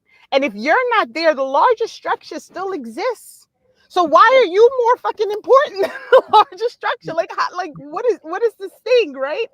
And so I don't mean to go on so much about it, but I just it's so hard. It's very hard for me as I struggle through this day-to-day life of like trying to balance being mom and being a friend and being a person who likes to eat and, you know, who likes to be outdoors and who likes to walk her dog and like all of these very normal things, but recognizing as all of those normal things are happening, there's a larger construct outside of myself that I simply cannot disregard. I'm incapable of disregarding it. And it, you know, it's really just that simple. And I want people to kind of join me on that journey, right? As much as possible.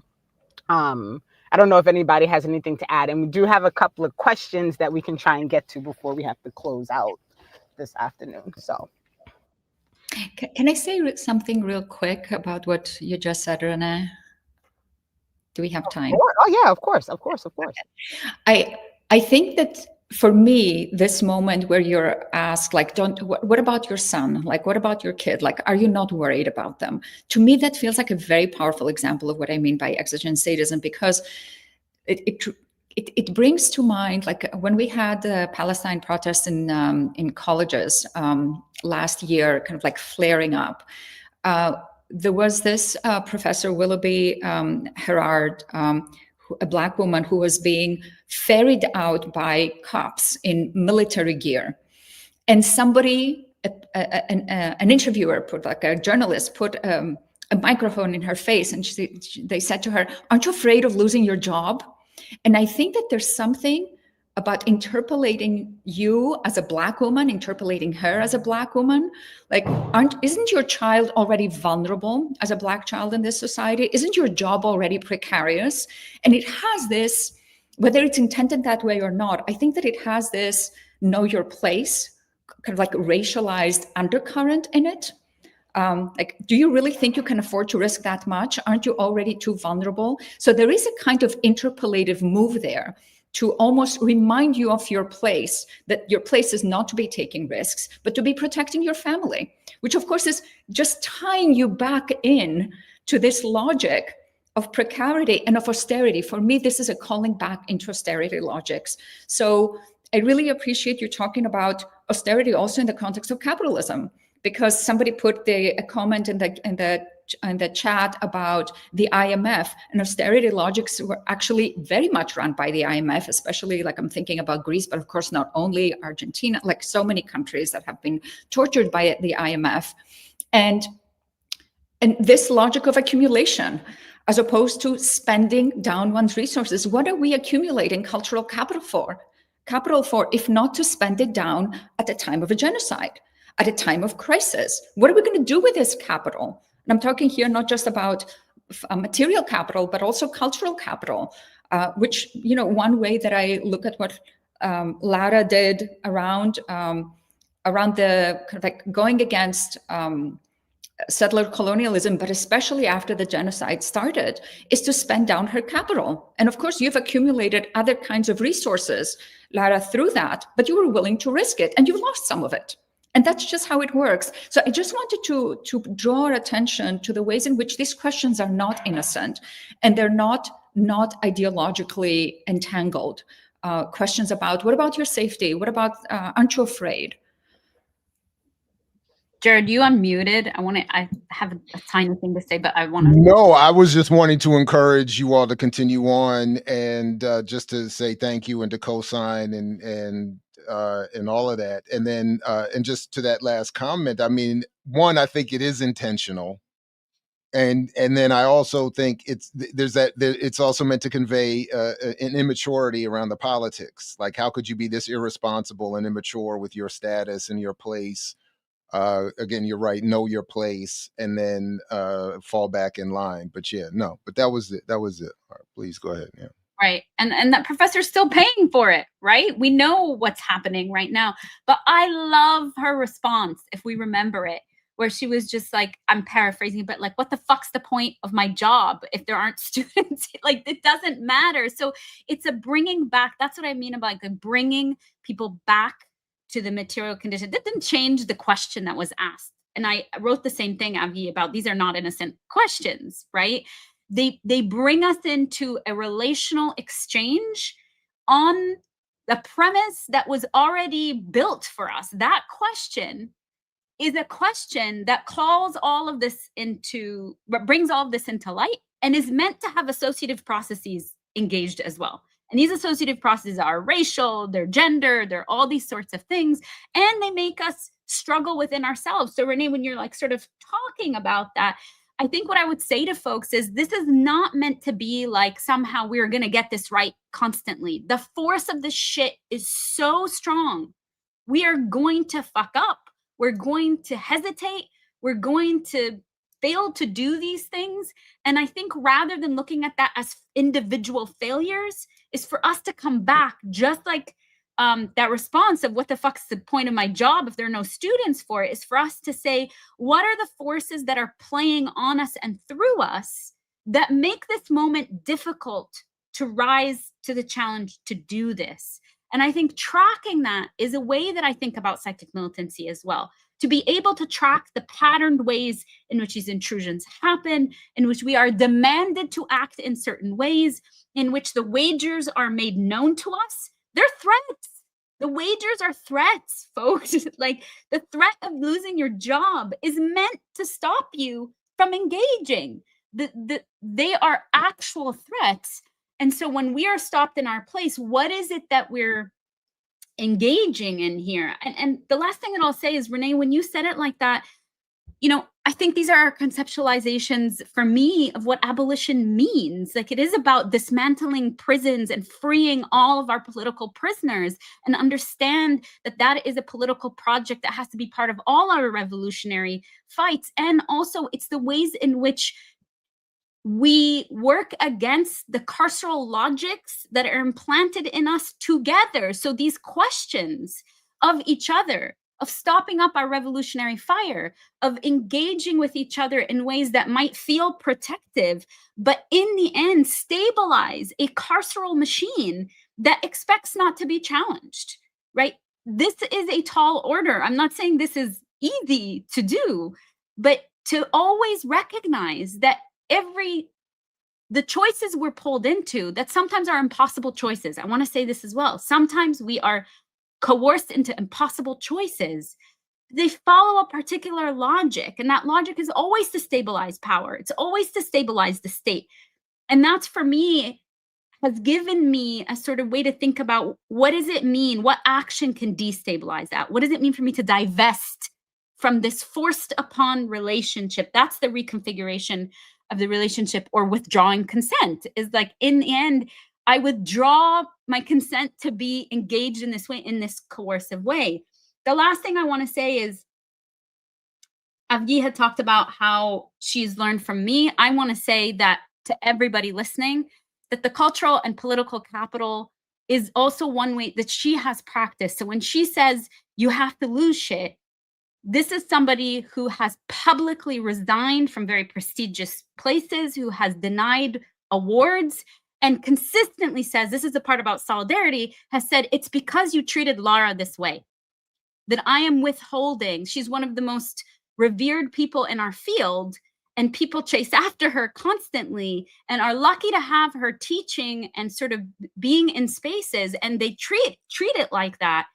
And her response to withdrawing herself from places is to put the cultural and political capital at place and be like, I'm not going to do this, and I'm not going to show up in your space because I refuse to launder the fucking violence that you do. And I think I'm giving this as an example because there are we need to sort of hear about these things, about like, what does it actually look like in mechanics when we say we do this publicly, when we support each other publicly. The final thing is that there was somebody who asked me, like, what do we do to support our students to continue doing this? And I said, it's not our students who need the support. They fucking know what they're doing.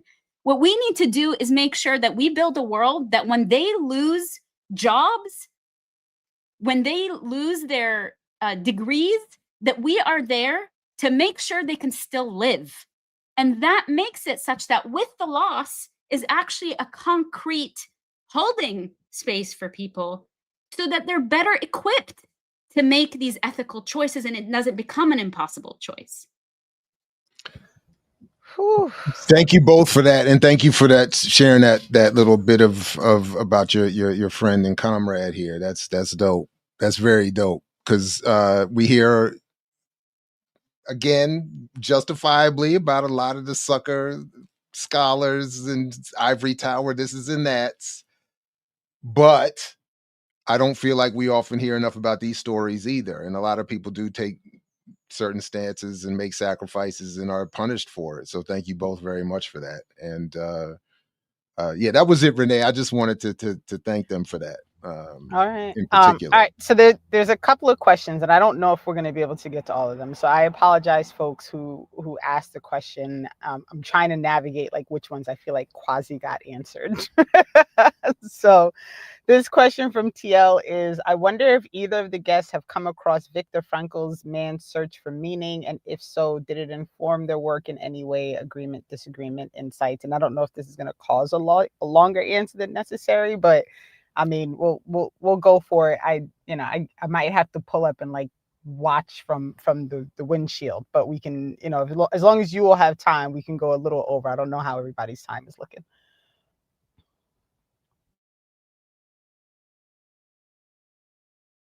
Lara, do you want to take it? You go. Yeah. I do know that work. It has not. I wouldn't say that I've been so influenced by it, and I can say more about why. But rather than that, I want to save my time to make another point about another piece of literature that comes out of and work that comes out of the Holocaust, and that is the piece, the book, This Way to the Gas Chamber, ladies and gentlemen, that is written by a Jewish man who is asked in the camps, who survives by means of being the person who is cleaning the train wagons and walking people to the gas chambers. And there is this moment, he says something, he survives the camps and he eventually kills himself by gassing himself 10 years later.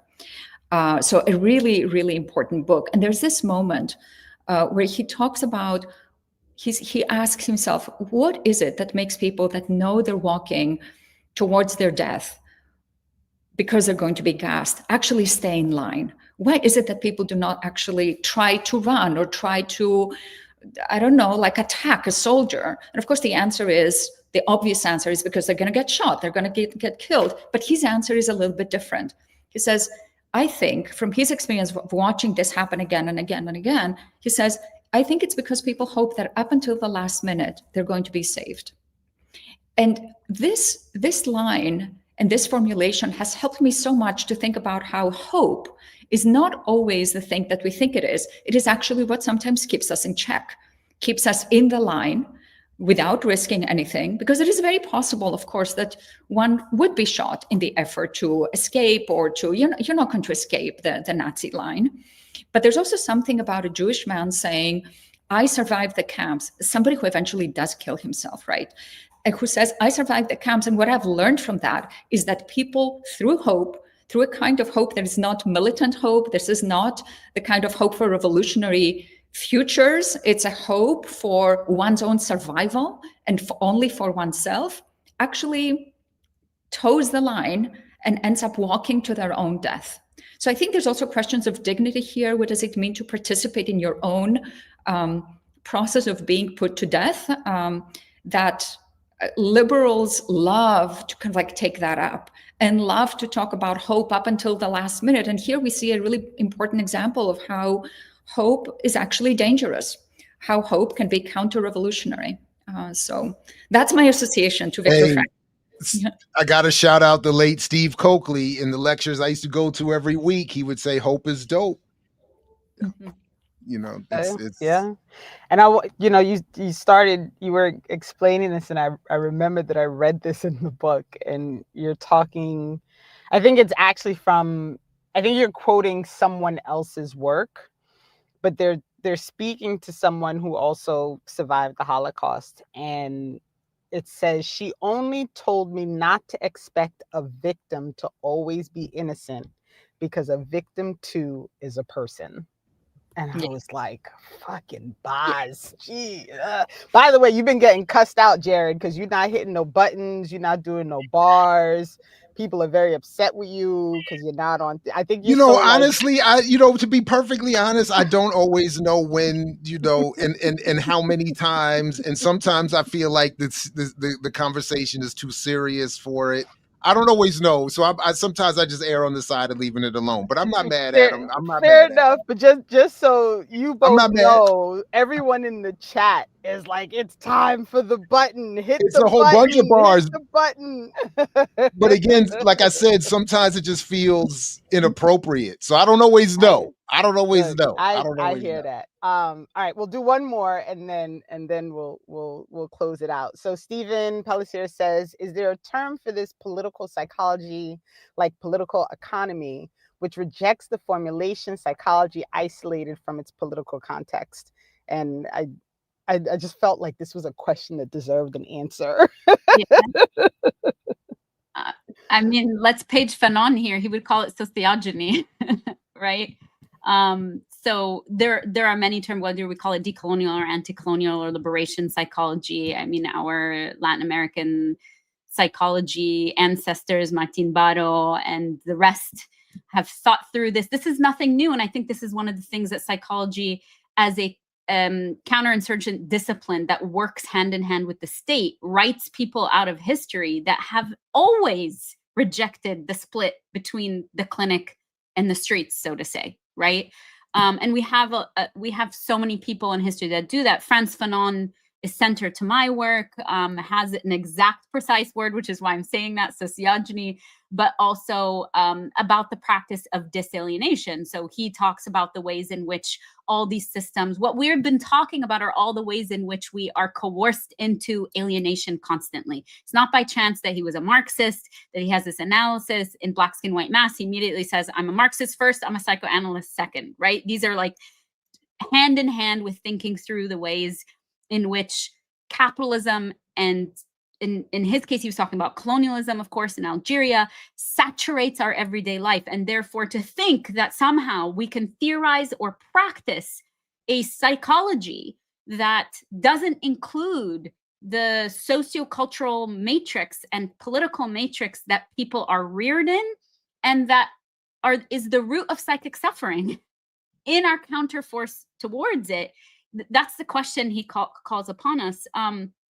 I have a piece I'm working on about Hussein Bulhan, who's, in the 1980s was writing about Fanon's sort of, my reading of it is that he was kind of talking about an abolitionist register. This is in the 1980s. So here we are, this many years later, and there are people in our field that think they've discovered this, that this is just like colonizer 101. I see Fanon, therefore I invented. This is the first time somebody's seeing it. Therefore, this is when he comes onto the scene, right? But I think there are generations of people, and it's not by chance that it's people from the global South that are offering a psychic grammar, a psychoanalytic grammar to the ways in which the violences of the world saturate our internal lives and is constantly in dynamic process of being worked through. But most importantly, what are the ways in which colonized and oppressed peoples have always been defiant, who have always engaged in refusals, who have always engaged in resistance, and sort of taking to task psychology as a field that peddles in this, seeing people as hapless victims only. And this is, Avgi and I have a lot to say about the trauma industry for this reason, and the way that is constructed so that people remain atomized individuals, and it's completely cleaved from their own sense of meaning making, and certainly from the sociopolitical forces that ground us in material. Like, the point is to derail us from being able to see the material conditions that have very much to do with the ways in which we are psychically tortured, intruded upon, and made to join with the state. This is the carceral logics piece, the disciplining of ourselves and of others. Right on. Thank you very much. So you did mention it briefly, and just so folks know, I'm also that one that immediately supports my friend. So Lara let me know her book was available for pre-order, and mine is already ordered and just waiting for somebody to tell me it's ready to read. So before we close out, if you could both share like where folks can find you, how folks can, follow up with the work and with all the things that you're teaching and sharing, and how to, learn a little bit more on how to implement some of these strategies. And then we will definitely at some point circle back and have you all join us again. Thanks, Renee. I'm going to give Avgi the last word, since it's the mainstay of today was her amazing theory. So I'll just say to folks, the book that Renee's talking about is coming out with Pluto Press in May 2026. It is available for pre-order. And it's called From the Clinic to the Street, Psychoanalysis for Revolutionary Futures, where I really expound on these ideas of psychic intrusions, but also psychic militancy. And it's a book for comrades. It's not a book for clinicians. I mean, I joke that there are psychoanalysts who will hate read this, which bring it on, but it's really for comrades and despecializing psychoanalysis. If there's anything that I have been disciplined into over the past 15 years and plus that I've been in the field, it's incumbent upon me. That's the ethical imperative, is to share that with folks and be like, hey, these are some of the thoughts. Let's sort of put that to use for our revolutionary futures. You can find me on Instagram at Psychoanalyst Activist, and a podcast coming soon called Psychic Militancy. So I'm so excited to have you all on the podcast and continue this ecosystem of leftist revolutionary thought. Right on. I want to second Lara's book.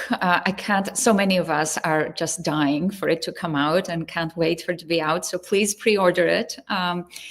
As for me, I have a book called Sexuality Beyond Consent, where I begin to flesh out the concept of exigent sadism. And I'm working on a new book that is only about sadisms and thinking about the political through that angle.